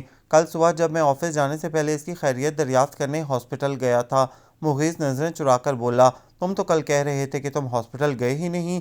ایاز نے جتا کر کہا، ذرا دیر کے لیے گیا تھا، کھڑے کھڑے حال دریافت کیا اور بس۔ مغیث نے جلدی سے کہا، اور بس؟ چلو ٹھیک ہے، لیکن اسے یہاں نہیں رہنا چاہیے، تم سے اس نے بات کی ہے تو تم ہی اسے سمجھانا، یہاں کا ماحول اس کی طبیعت سے میچ نہیں کرتا، پھر اکیلی لڑکی کا رہنا کسی طور بھی ٹھیک نہیں۔ ایاز نے سنجیدگی سے کہا، ہاں کہوں گا۔ تمہارے گھر سے خط نہیں آیا کافی دنوں سے؟ ایاز نے پوچھا۔ ہاں کافی دن ہو گئے ہیں، اور میں بھی نہیں لکھ سکا، یہ رابیل کے چکر میں وقت ہی نہیں مل سکا۔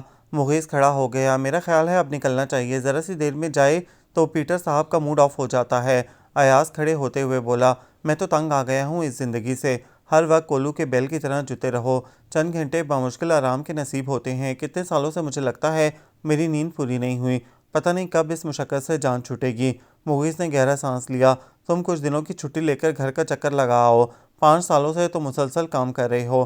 ایاز نے ہمدردی سے کہا، ہاں ہر سال سوچتا ہوں اس بار جاؤں گا، پھر کوئی نہ کوئی کام نکل آتا ہے، جب میں پاکستان میں تھا تو میری تھوڑی سی تنخواہ میں بھی گزارا ہو جاتا تھا، اور اب یہاں دو دو نوکریاں کرتا ہوں، اتنے ڈالر بھیجتا ہوں، گھر والوں کی ضرورتیں ہی پوری نہیں ہوتی، اور اب جو یہ پلاٹ کی پخ ڈال دی ہے انہوں نے، اچھا بھلا 6-7 مرلے کا گھر ہے ہمارا، اور امی کہتی ہیں چھوٹا ہے، کل کو دوسرے بھائیوں کی شادیاں ہوں گی تو یہ بہت چھوٹا پڑ جائے گا، اب 2 کنال پر چھت ڈالنی بھلا کوئی آسان کام ہے؟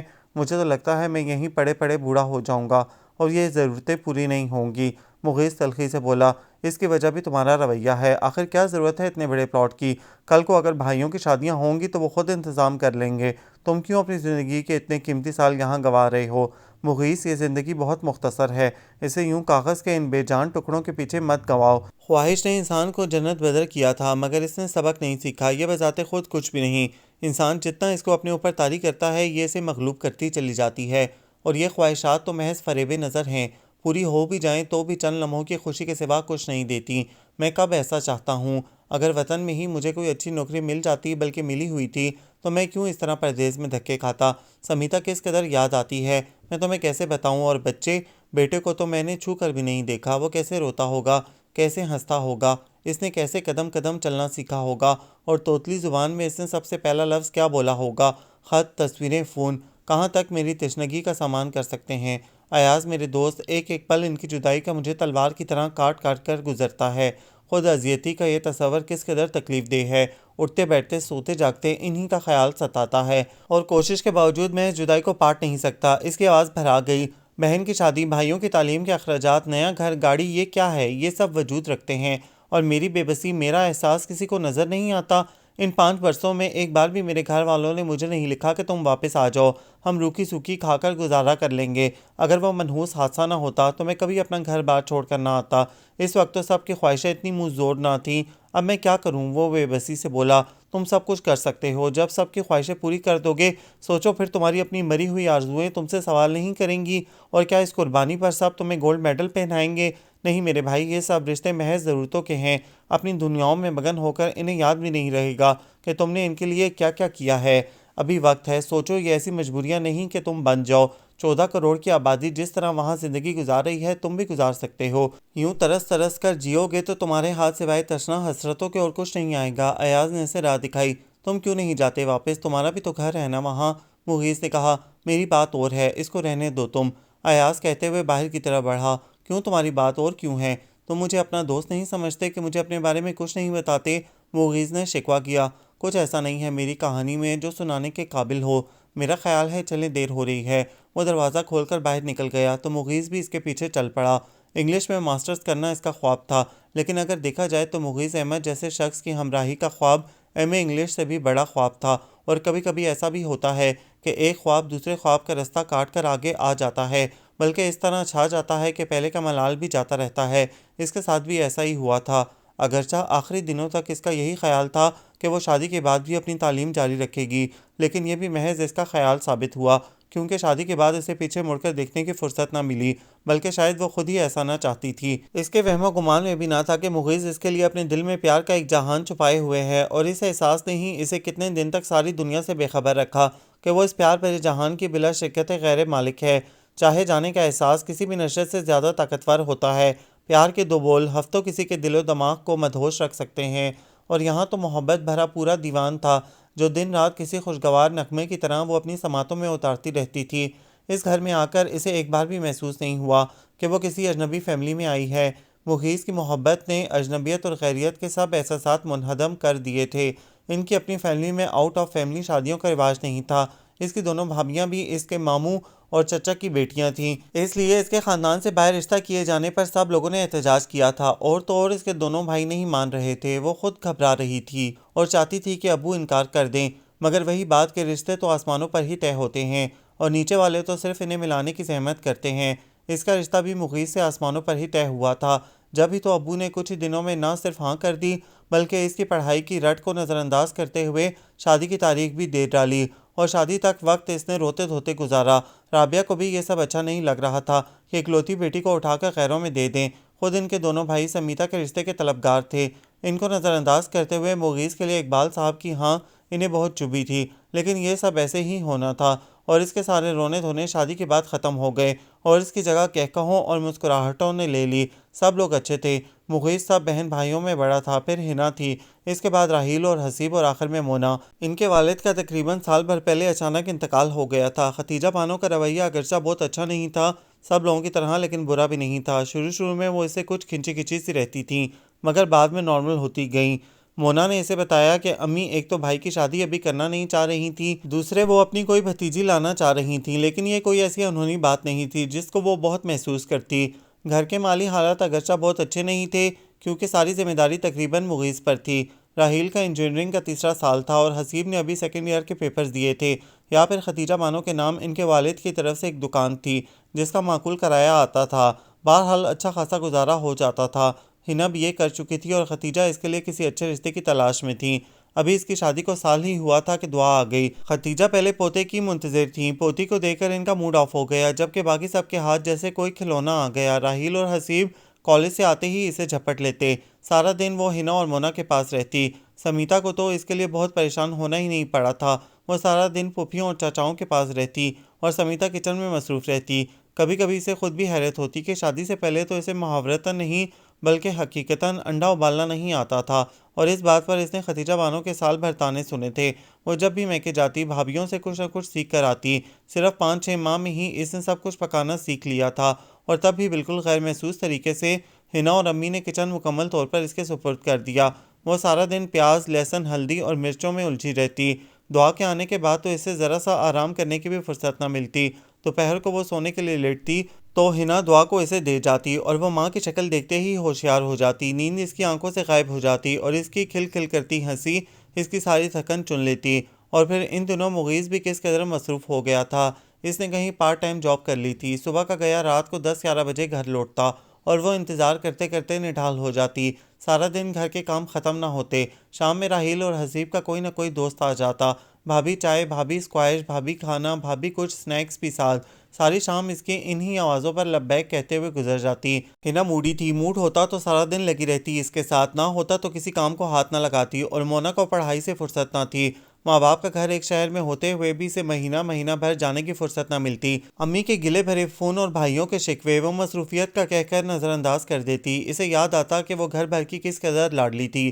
بچپن سے لے کر بڑے ہونے تک اس کے اتنے لاڈ اٹھائے گئے تھے کہ غم یا دکھ جیسی کسی شے سے واقف ہی نہ تھی۔ بھائیوں کی لاڈلی، ابو کی پیاری اور امی کی تو جان تھی اس میں۔ پھر بھابیاں آ گئیں اور وہ دونوں بھی اس قدر اچھی تھیں کہ لڑائی جھگڑا تو درکنار، کبھی تو تکار کی نوبت بھی نہ آئی تھی۔ اس کا کام تو بس ان سے نت نئی فرمائشیں کر کے ڈشز بنوانا اور ہر مہینے 2-3 اچھے سے ڈریسز بنانا تھا، اور بس۔ اور شادی کے بعد اس کی زندگی کتنی تبدیل ہو گئی تھی۔ وہ جو ہل کر پانی نہ پیتی تھی، اب سارے گھر کے آگے ٹرے میں کھانا سجا کر پیش کرتی، چائے بنا کر تواضع کرتی۔ پتہ نہیں محبتیں بلا معاوضہ کیوں نہیں ملتی۔ ہر محبت کا کچھ نہ کچھ معاوضہ، کچھ تقاضا ہوتا ہے۔ بے لوث محبتیں شاید صرف والدین کرتے ہیں، لیکن نہیں، ان کے بھی تو کچھ تقاضے ہوتے ہیں، اور اگر ان تقاضوں کو پورا نہ کیا جائے تو یہ محبتیں بھی ننگی ہو کر سامنے آ جاتی ہیں، منہ پھاڑ کر تاوان مانگنے لگتی ہیں۔ اسے پتہ ہی نہ چلا کب محبت کی مکڑی نے اس کے گرد مصروفیت کا مضبوط جال بن دیا۔ مغیث احمد کی محبت تو سب محبتوں پر حاوی تھی، اور وہ اس کی محبتوں کی مقروض ہو چکی تھی، بس پور پور بھیگتی گئی، اور شکریہ کے طور پر اس سے منسلک ہر رشتے، ہر محبت کو ہر صورت نبھانے کی صحیح کرتی چلی گئی۔ ہنا کی فرمائش سب سے اہم ہوتی، چاہے وہ رات کے 8 بجے چکن بریانی کی فرمائش کرتی، اور مونا جتنی مغیث کو پیاری تھی اسے خود بخود ہو گئی تھی۔ اسے خوبصورت ملبوسات کا جنون تھا، اور اپنے جہیز کے انتہائی قیمتی اور خوبصورت کپڑے اس نے آرام سے مونا کے حوالے کر دیے، اور جب وہ انہیں ٹھیک کروا کر پہنتی اور خوش ہوتی تو اس کی خوشی کا احساس ہی سمیتا کو نہال کر دیتا، اور ختیجہ بانو کی بات اس کے لیے حکم کا درجہ رکھتی تھی، اسی لیے تو وہ ان کے کہنے پر فجر کے وقت اٹھ جاتی۔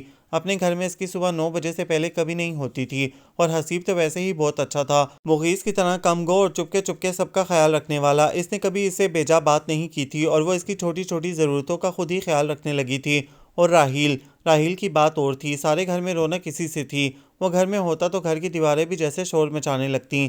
مغیث کے بعد وہ بہت جلد جس سے بے تکلف ہوئی تھی وہ راحیل تھا۔ اس کے ہر کھانے کو خواہ وہ کتنا ہی بذائقہ کیوں نہ ہوتا، وہ برملا تعریف کرتا۔ بھابھی آپ بلیک کلر پہنا کریں، یہ کلر آپ پر سوٹ کرتا ہے، وہ کہتا۔ اسے خود بھی پتا تھا کہ بلیک کلر اس کی گوری رنگت پر کتنا کھلتا ہے۔ یہ بات شادی کے شروع کے دنوں میں 2-1 بار مغیث نے بھی اس سے کہی تھی۔ اس نے اگلی شاپنگ میں ہی 2 نئے بلیک کلر کے سوٹ خرید لیے تھے، مگر اب تو مغیث کو فرصت ہی نہ ہوتی تھی۔ وہ جو بھی کلر پہن لیتی، رات تک اس کی تھکن زدہ نظروں میں اس کا رنگ ایک جیسا ہی ہو جاتا تھا۔ کتنی بار وہ شام کو اہتمام سے تیار ہوتی کہ اگر آج وہ جلدی آ جائے تو وہ کہیں باہر جائیں یا امی کی طرف ہو آئیں، اور رات 10-11 بجے تک جب وہ خود بھی اپنی ڈریسنگ تو اکتا جاتی تو وہ تھکے ہوئے لہجے میں آ کر صرف کھانے کی فرمائش کرتا تو اس کا جی جل کر رہ جاتا۔ اس نے خود پر توجہ دینا ہی چھوڑ دی، اور کتنی بار کی پڑھی یہ بات اس کو یاد آ جاتی کہ عورت بھی عجیب چیز ہے، مل جائے تو نظر نہیں آتی، نہ ملے تو اس کے سوا کچھ نظر نہیں آتا۔ مغیث کا بھی شاید یہی حال تھا، جب تک وہ اسے ملی نہ تھی دن رات سوتے جاگتے اسے اس کے سوا کچھ نظر نہیں آتا تھا، اور اب وہ اس کی دسترس میں تھی تو نظر ہی نہیں آتی تھی، جیسے وہ بھی اس کی روٹین کا حصہ بن گئی تھی۔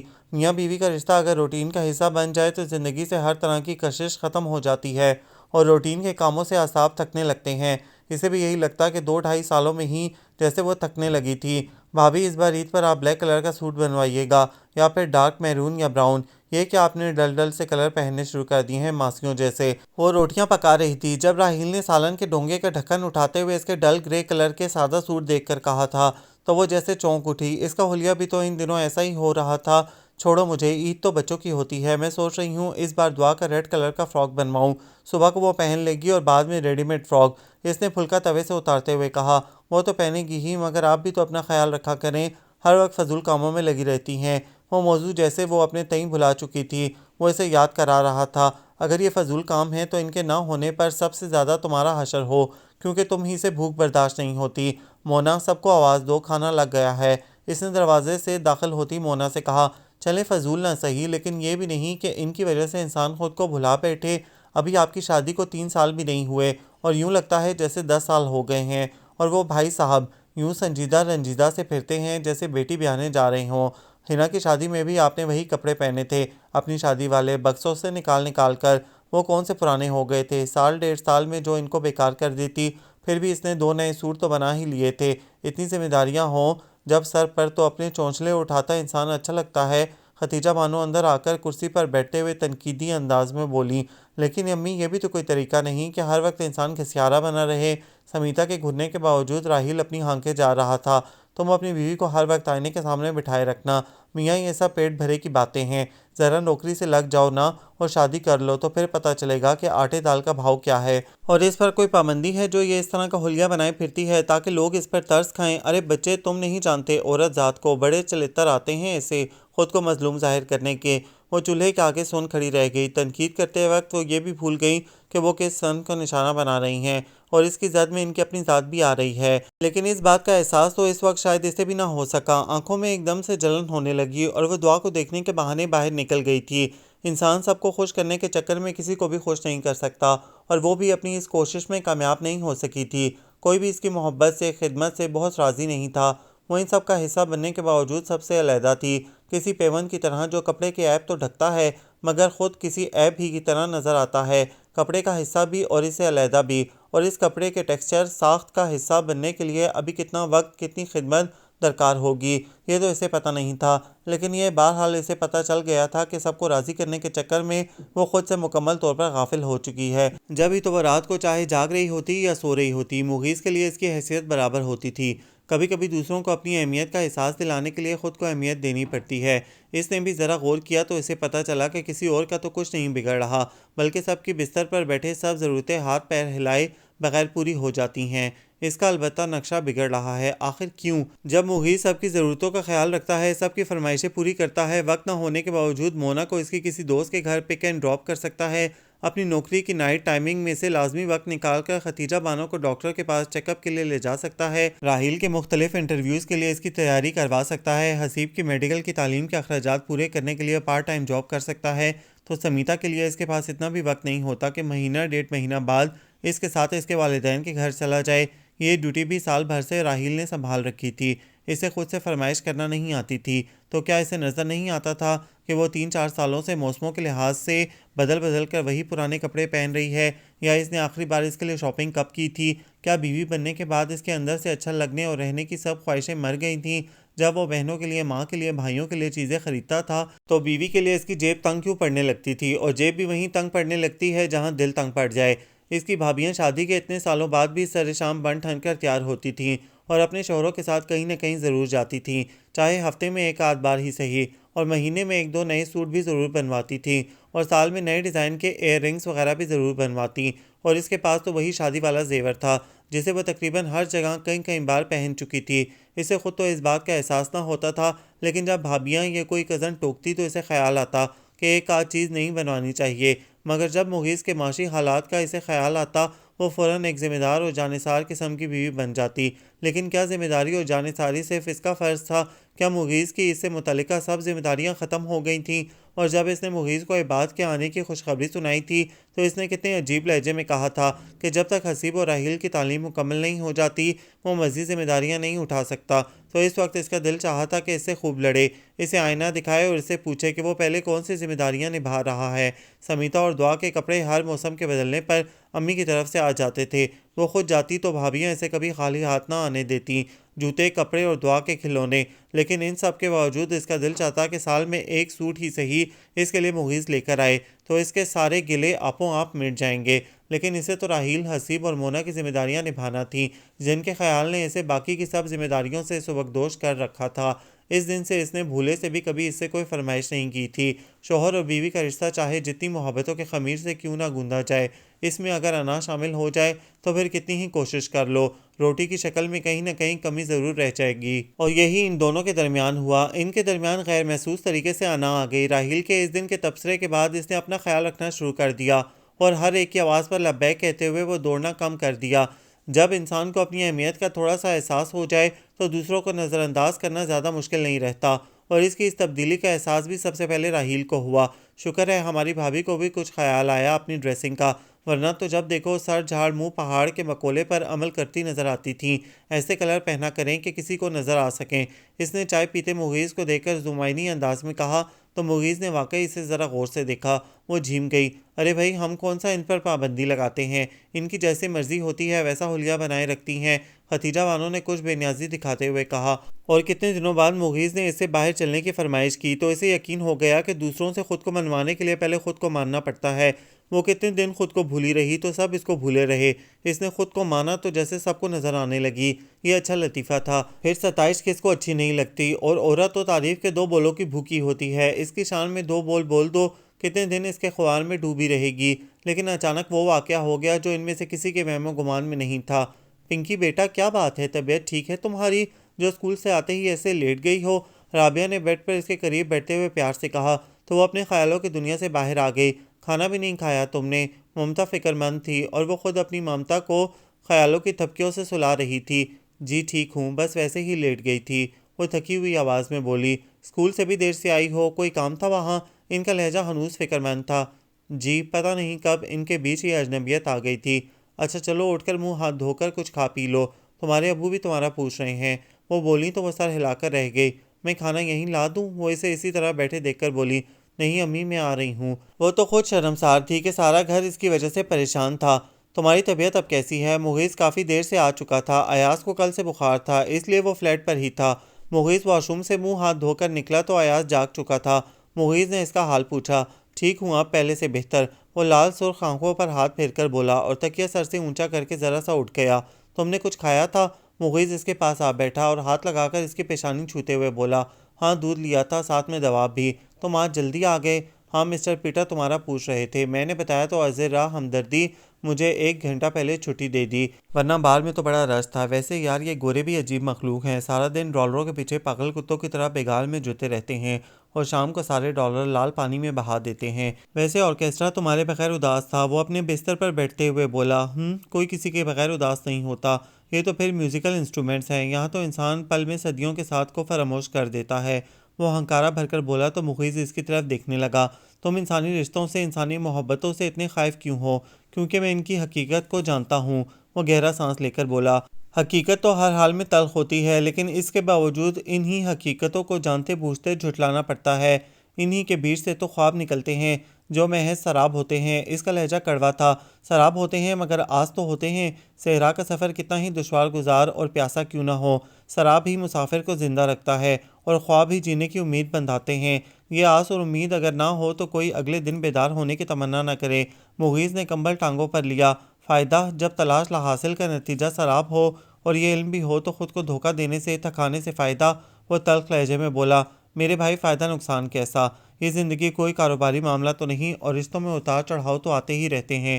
کسی ایک دھوکے کو کسوٹی بنا کر ہم ہر رشتے، ہر محبت کو مسترد نہیں کر سکتے۔ جینے کے لیے ہمیں کسی نہ کسی پر بھروسہ کر کے اس کا ہاتھ تھامنا ہی پڑتا ہے۔ مغیث مربیانہ انداز میں بولا، چاہے یہ ساتھ 2 گھڑی کا ہو۔ وہ طنز سے ہنسا، 2 گھڑی کا ہو تو بھی مذائقہ نہیں، زندگی ہے کتنی، 4 گھڑی، اور اس سے بڑا لکی کوئی نہیں جس سے 2 گھڑی کا ساتھ مل گیا۔ تم پر آج کنوتیت طاری ہے۔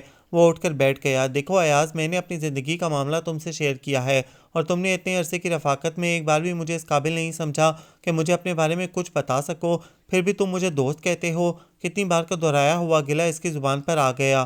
معلوم نہیں تمہیں میرے بارے میں کیا تجسس ہے، حالانکہ نہ بتانے کی کوئی خاص وجہ نہیں۔ ماضی کے واقعات وہ دہراتا پھرے جسے حال سے کچھ امید ہو، یا وہ مستقبل کے لیے کوئی بڑے بڑے خواب دیکھتا ہو۔ میرا ایسا کوئی ارادہ نہیں، میں بس زندگی کو ایسے ہی گزارنا چاہتا ہوں جیسے یہ گزر رہی ہے۔ وہ ٹالنے والے انداز میں بولا تو مغیث نے اسے کچھ خفگی سے دیکھا اور منہ پھیر کر لیٹ گیا۔ اچھا چلو، ناراض نہ ہو، میں بتاتا ہوں۔ ایاز نے کچھ دیر کی خاموشی کے بعد کہا تو وہ فوراً متوجہ ہو گیا۔ یہ تو تمہیں پتہ ہی ہے، میرا تعلق بلوچستان سے ہے، وہاں کچھ سے آگے ایک گاؤں ہے، کورس میرا گھر وہیں تھا۔ ہم 3 بہن بھائی تھے، بھائی مجھ سے بڑا تھا اور بہن مجھ سے کافی چھوٹی تھی۔ ہمارا چھوٹا سا سیبوں کا باغ تھا، بھائی اور باپ دونوں وہاں پہ کام کرتے تھے۔ بہن تارا مجھے بہت پیاری تھی، بلکہ ہم دونوں میں بے مثال پیار و محبت تھی۔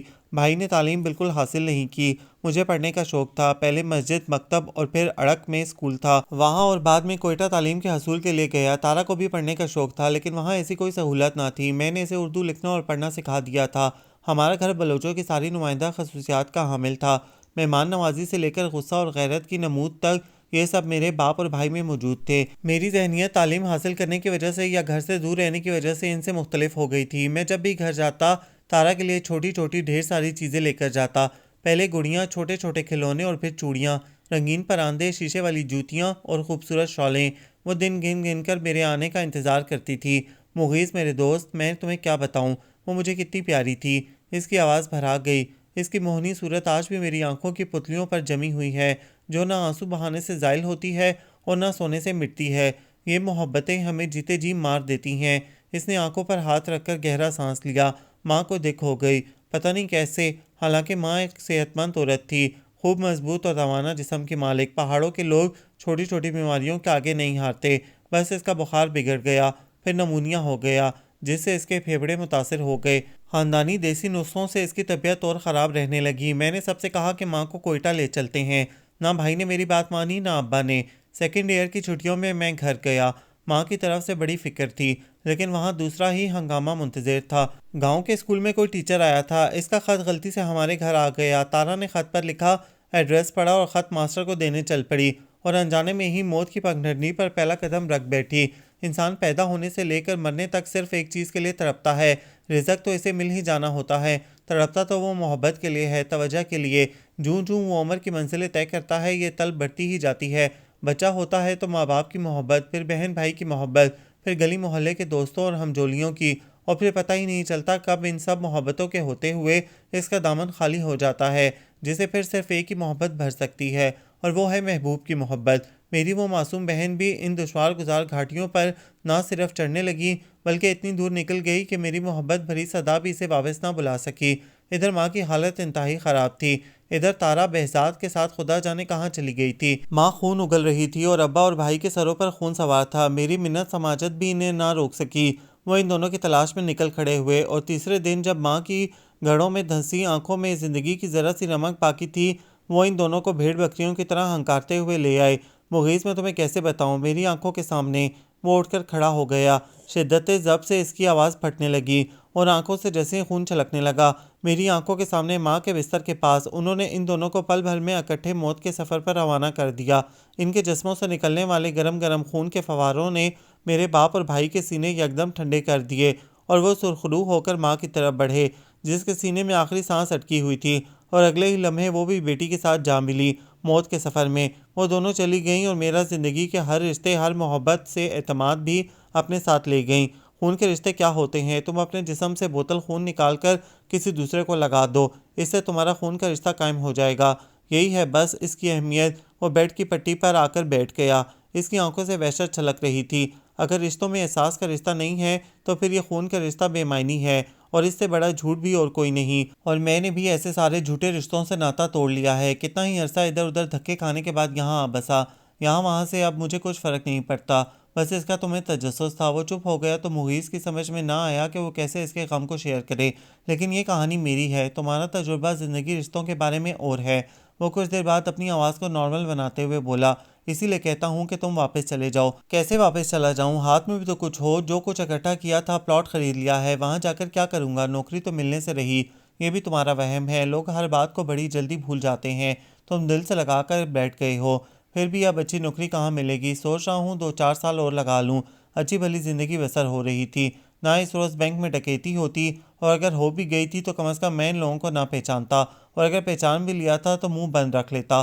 وہ تینوں میرے کلاس فیلو تھے، ایک کا نقاب سرک گیا اور میں اس کا نام لے بیٹھا، بعد میں مینیجر نے پولیس میں میرا نام دے دیا، پورے 4 ماہ حوالات میں کاٹے۔ اگر سمیتا کے والد اور بھائی دوڑ دھوپ نہ کرتے تو شاید میں ابھی تک جیل میں سڑ رہا ہوتا۔ نوکری تو گئی، عزت سعادت بھی گئی۔ 4 ماہ سرکار کا مہمان رہنے کے بعد مجھے کس نے نوکری دینی تھی؟ اقبال انکل نے چاہا کہ کچھ سرمایہ لگا کر وہ مجھے کوئی کام شروع کروا دیں۔ ایک تو مجھے کاروبار کا تجربہ نہیں تھا، دوسرے میں مزید ان کے احسانات کا بوجھ اٹھانا نہیں چاہتا تھا۔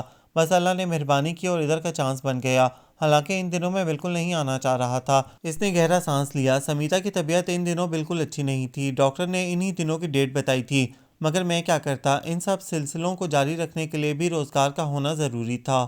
وہ ویسے بھی کچھ عرصے سے مجھ سے اکھڑی اکھڑی رہنے لگی تھی، ظاہر ہے اس کا بھی کوئی قصور نہیں تھا۔ شادی کے چند ماہ کے بعد سے میں نے اسے کون سی خوشیاں دی تھیں جو وہ خوش پھرتی، اور میں آنے سے پہلے اسے کوئی خاص تسلی بھی نہ دے سکا۔ بس ان دنوں عجیب سے حالات رہتے تھے، سمیتا کی پریشانی، ہنا کی شادی، امی کا آف موڈ، راحیل کا آخری سال، اور اوپر سے میری بے روزگاری۔ بس جیسے ہی ادھر کا ویزا لگا میں نے ایک دن فالتو نہ لگایا اور ٹکٹ کنفرم کروا لیا۔ بس اب تو سمجھو جیسے پھنس گیا ہوں۔ وہ بے بسی سے بولا، کافی دنوں سے تمہارے گھر سے کوئی خط بھی نہیں آیا۔ ایاز نے اسے پھر یاد دلایا، ہاں کافی دن ہو گئے ہیں، میرے خط کا جواب بھی نہیں آیا، صبح فون کروں گا۔ مغیث لیٹتے ہوئے بولا، اب تو یہی سہارے ہیں جینے کے، تم بھی اب آرام کرو، تمہاری طبیعت پہلے ہی اچھی نہیں ہے۔ اس نے ایاز سے کہا تو وہ بھی لیٹ کر کمبل اوڑھنے لگا۔ کیسے عجیب سے دن تھے وہ بھی، اس کے تو مہمہ گمان میں بھی نہ تھا کہ ایسے بھی ہو سکتا ہے۔ مغیث حوالات میں تھا، 20 لاکھ کی ڈکیتی کوئی معمولی بات نہ تھی، بینک کے بہت سے لوگ شک میں دھر لیے گئے تھے، مگر مغیث کے کیس میں شک اس لیے یقین میں بدل رہا تھا کہ اس نے ڈاکوؤں کو ان کے نام سے پکارا تھا، لیکن یہی بات اس کے حق میں جاتی تھی کہ اگر وہ ان کا ساتھی تھا تو وہ انہیں کیوں ان کے نام سے پکارتا۔ بہرحال ابو اور بھائی اپنی سی کر رہے تھے، اور وہ جو یہ سمجھے بیٹھی تھی کہ مغیث کے اور اس کے درمیان بہت فاصلے آ گئے ہیں، اس اچانک آفتاب سے اس پر انکشاف ہوا کہ بظاہر لاپرواہی کی اس دھول کے نیچے دبی ان کی محبت کا رشتہ اور مضبوط ہو چکا ہے۔ اس کی آنکھوں سے نیند غائب ہو گئی تھی، دن رات ذہن کی سوئی ایک ہی نقطے پر اٹک گئی تھی، کوشش کے باوجود وہ اس سے ملنے نہ جا سکی۔ مغیث نے بھی اسے آنے سے منع کر دیا تھا، ابو اور عظیم بھائی نے اس کے لیے بڑا اچھا وکیل کیا تھا، اس کے باوجود ختیجہ بانو کے تانوں میں دن بدن اضافہ ہوتا جا رہا تھا۔ اس کی سابقہ خدمتوں اور خوشبختیوں پر انہوں نے پانی پھیر دیا تھا۔ پہلے وہ کہتی تھی کہ سمیتا کے آنے سے ان کے بیٹے کی ترقی ہوئی ہے، اسے پارٹ ٹائم جاب کا معاوضہ بھی زیادہ ملنے لگا ہے۔ کٹر مذہبی عقائد رکھنے کے باوجود اس بات پر بھی ان کا عقیدہ 100% تھا کہ رزق عورت کے نصیب سے آتا ہے، اور اس معاملے میں سمیتا کا نصیب بہت اچھا ہے۔ لیکن یہ تو گئے دنوں کی بات تھی، تازہ صورتحال کے تحت مغیث کے حوالات جانے میں سراسر سمیتا کے نصیبوں کا دخل تھا۔ ایک تو مغیث کی پریشانی، دوسرے اس کی اپنی حالت، اس غم کا بوجھ اٹھانے سے قاصر تھی، پھر گھر کے کام تو تھے ہی، اور اس پر ساس کے تانے، وہ تو جیسے دنوں ہی میں نچڑ کر رہ گئی۔ آنکھیں ہر وقت ساون بھادو برساتی، مگر یہ کام بھی چھپ چھپا کر ہوتا تھا، کیونکہ اس کی ساس اس کی پلک بھی گیلی دیکھ لیتی تو طوفان اٹھا دیتی کہ یہ نحوست ہے، اس کے آنسو بدشگونی پھیلا رہے ہیں، اور وہ خود بہانے سے دیر تک اشک بہاتی۔ اسے نہ رونے کی اجازت تھی نہ ہنسنے کی، ذرا سی راحیل یا مونا سے بات کر لیتی تو وہ بڑبڑانے لگتی، میرا بچہ جیل میں پڑا سڑ رہا ہے اور اسے ٹھٹے سوج رہے ہیں۔ ہاں بھائی، انہیں کس بات کا غم، اماں بابا کے پیسے کا تکبر ہے، پر میری بات بھی سن لو، یہ سارے رشتے ناتے شوہر کے دم سے ہیں، یہ ایک رشتہ نہ ہو تو سارے رشتے منہ موڑ لیتے ہیں، اور پیسے جیسی کمزور شے پر کیا اترانا، وہ پتہ نہیں کون کون سے فسانے گھڑ لیتی، اور سمیتا کڑ کر رہ جاتی۔ پھر جب رابعہ اس کا حال پوچھنے آئیں تو ختیجہ بانو کی آواز مارے صدمے کے اتنی نیچے تھی کہ رابعہ کو ان کی بات سننے کے لیے ہمتاً گوش ہونا پڑا تھا۔ ان کا اپنا دل کٹ رہا تھا داماد کے بارے میں سوچ کر، لیکن جب انہوں نے گھٹی گھٹی سی سمیتا کو دیکھا تو فوراً اسے اپنے ساتھ لے جانے کا فیصلہ کر لیا۔ اگرچہ ختیجہ نے حت الوسیع انہیں روکنے کی کوشش کی کہ اگر یہ بھی چلی گئی تو وہ کیا کریں گی، کہ اس کی چلتی پھرتی صورت سے انہیں بیٹے کی کمی اتنی محسوس نہیں ہوتی۔ نہیں بہن جی، سمیتا کی حالت بھی تو آپ دیکھیں، آپ کا دکھ بجا، لیکن میں سمیتا کو بھی یہاں اس حالت میں نہیں چھوڑ سکتی۔ اللہ نے چاہا تو مغیث 1-2 ہفتے تک آ جائے گا۔ سمیتا کے ابو پوری کوشش کر رہے ہیں۔ رابعہ کی بات پر وہ چپ کر گئیں کہ بہرحال مغیث کے کیس میں ساری دوڑ دھوپ تو وہ لوگ ہی کر رہے تھے۔ پھر واقعی مغیث کو عدالت نے اگلے مہینے باعزت بری کر دیا، لیکن نوکری چلی گئی۔ ابو اور بھائیوں نے اسے فیکٹری میں کام دینا چاہا تو اس نے انکار کر دیا۔ اگر وہ ایسا کر لیتا تو سمیتا کی نظر میں اس کا مقام اور گر جاتا کہ دنیا کی ہر عورت اپنے مرد کو مضبوط اور خوددار دیکھنا چاہتی ہے۔ پھر اس نے اپنے ایک دوست کے توسط سے امریکہ جانے کے لیے کوششیں شروع کر دیں۔ کچھ پیسہ اس نے خود لگایا، کچھ اقبال صاحب سے قرض لیا، اور 5 مہینے بعد ہی وہ امریکہ چلا گیا، جب سمیتا کو اس کی بہت ضرورت تھی۔ اس کے جاتے ہی ختیجہ بانو نے پھر سے اپنے ہتھیار تیز کر لیے۔ سمیتا کے والدین کے احسان نے انہیں 5 ماہ احسان مند رکھا تھا، مگر اب وہ پھر سے سب کچھ فراموش کر چکی تھیں۔ پتہ نہیں وہ ایسا کیوں کرتی تھیں، لیکن سمیتا نے توجہ دینا چھوڑ دی تھی۔ ان کی کڑوی کسیلی کے جواب میں بے تاثر چہرہ لیے پھرتی رہتی۔ مغیث بہت عجلت میں گیا تھا۔ 4-5 ماہ جانے کی دوڑ دھوپ میں لگ گئے، نہ کوئی تسلی نہ کوئی پیمان جس کے سہارے وہ یہ لمبی جدائی کاٹتی، بس سوچتی اور کٹتی رہتی۔ صرف ایک راحیل کا دم تھا گھر میں، جو اس کی چھوٹی چھوٹی باتوں کا خیال رکھتا، دعا کی ضرورتوں کا، اس کی سیر و تفریح کا، ورنہ تو وہاں زندگی اسد دشوار ہو چلی تھی۔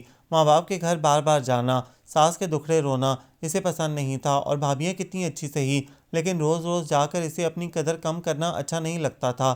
اگرچہ رابعہ نے اس سے بہت کہا کہ وہ ادھر آ جائے، کم از کم ڈیلیوری تک، لیکن اس نے انکار کر دیا۔ اس طرح ختیجہ بانو کو ایک اور موضوع مل جاتا۔ پتہ نہیں وہ کیوں ایسی ہو گئی تھیں۔ پہلے 1-2 سال تو ان کا رویہ اس کے ساتھ اچھا تھا، پھر آہستہ آہستہ انہیں اس کا وجود بھی کھٹکنے لگا تھا، اور اب تو یہ حال تھا کہ وہ ڈاکٹر کو دکھا کر آتی تو وہ اسے حال بھی نہ پوچھتیں۔ اسے کتنی شرم آتی تھی جب راحیل کے ساتھ جانا پڑتا تھا۔ اول تو وہ کوشش کرتی کہ امی کے ساتھ ہی جائے، اسی لیے اس دن ادھر چلی جاتی، لیکن اگر کبھی اس نے ختیجہ بانو سے کہا بھی تو وہ صاف انکار کر دیتی، اور آخری روز بھی اسے راحیل کے ساتھ ہی جانا پڑا۔ ان کے سر میں درد تھا، اس لیے وہ سونے کے لیے چلی گئیں۔ جب ڈاکٹر نے دوائیں وغیرہ لکھ کر دیں تو اس نے راحیل سے کہا کہ پہلے وہ امی کو فون کر دے۔ فون سنتے ہی رابعہ اور یاسمین فوراً فہیم کے ساتھ آ گئیں تو اسے سکون ہوا، اور ختیجہ بانو رات کو تھوڑی دیر کے لیے پوتے کی خوشخبری سن کر آئیں۔ رابعہ انہیں سنانا چاہ رہی تھیں کہ ان سے اتنا بھی نہ ہوا کہ اس نازک موقع پر بہو کے ساتھ ہاسپٹل ہی آ جاتیں، مگر سمیتا نے انہیں آنکھ کے اشارے سے منع کر دیا، اور پھر اس کے بعد بے شمار دن اور طویل راتیں جو اس نے اسی بےقلی اور اداسی میں گزاری۔ مغیث نے دھڑ دھڑ ڈالر بھیجنے شروع کر دیے تھے۔ راحیل کی نوکری کے لیے کوششیں سست پڑ گئی تھیں، بلکہ وہ کسی کاروبار کے بارے میں سوچنے لگا تھا۔ ختیجہ بانو کو اچھا بھلا گھر ایک دم سے تنگ لگنے لگا تھا، اور انہوں نے پلاٹ کی رٹ لگا دی۔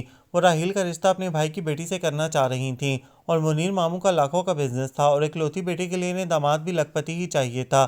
اس لیے وہ چاہ رہی تھیں کہ اگر گھر عالیشان ہوگا تو وہ بھائی کو منا ہی لیں گی اس رشتے کے لیے۔ بعد میں مغیث اور پیسے بھیجے گا تو اس سے وہ راحیل کو کوئی بزنس کرا دیں گی۔ ان کی خواہشات کا حجم دن بہ دن بڑھتا ہی جا رہا تھا۔ منی آرڈر اور ڈرافٹ سب ان کے نام بینک میں جمع ہوتے تھے، اور سمیتا کے اخراجات جو پہلے بھی اس کے والدین کے ذمہ تھے وہی صورتحال اب بھی تھی، بلکہ اب تو دونوں بچوں کا خرچ بھی انہی میں شامل ہو گیا تھا۔ صرف کھانا پینا اس گھر کے ذمہ تھا، جو سب کھاتے وہ بھی وہی کھا لیتے تھے، اور اسے اتنی شرم آتی جب ہر پھیرے پر امی اس کے اور بچوں کے کپڑے اور جوتوں کا ڈھیر اٹھا لاتی، مگر اس کی ساس کو شرم نہ آتی سب کچھ وصول کرتے ہوئے۔ کبھی راحیل کو خیال آ جاتا تو وہ بچوں کے لیے کوئی کھلونا یا کپڑے لے آتا، ورنہ تو وہاں سب اس کی طرف سے آنکھیں بند کیے بیٹھے تھے۔ خطوط میں خیر خیریت اور بچوں کے احوال کے سوا کچھ نہ ہوتا، اور فون تو زیادہ تر ختیجہ اور مونا وغیرہ اٹینڈ کرتی تھیں۔ اس نے بھی خود سے خط میں کبھی کوئی تقاضا نہ کیا۔ کبھی کبھی وہ سوچتی کہ خود سے اسے کبھی خیال نہیں آئے گا، اس کی سوچیں باغی ہونے لگتیں۔ اس نے چپ رہ رہ کر ان لوگوں کو اپنی ضرورت کے ہر احساس سے عاری کر دیا تھا۔ اب اگر بولتی تو سب نے انجان بن کر کہنا تھا، اچھا تم نے پہلے کیوں نہیں کہا؟ اس کی ضرورتیں تو اور بھی کم ہو گئی تھیں، مگر بچوں کی بڑھتی جا رہی تھیں۔ اس کے جی میں آتا کہ کہیں نوکری کر لے۔ ایک بار وہ ختیجہ بانو سے یہ ذکر کر بیٹھی تو انہیں جیسے پتنگے لگ گئے۔ کس چیز کی کمی ہے تمہیں یہاں؟ یوں کہوں گھر میں بیٹھنا برا لگتا ہے، میاں وہاں کما کما کر ہلکان ہو رہا ہے اور یہ تنگی کے رونے رو رہی ہے۔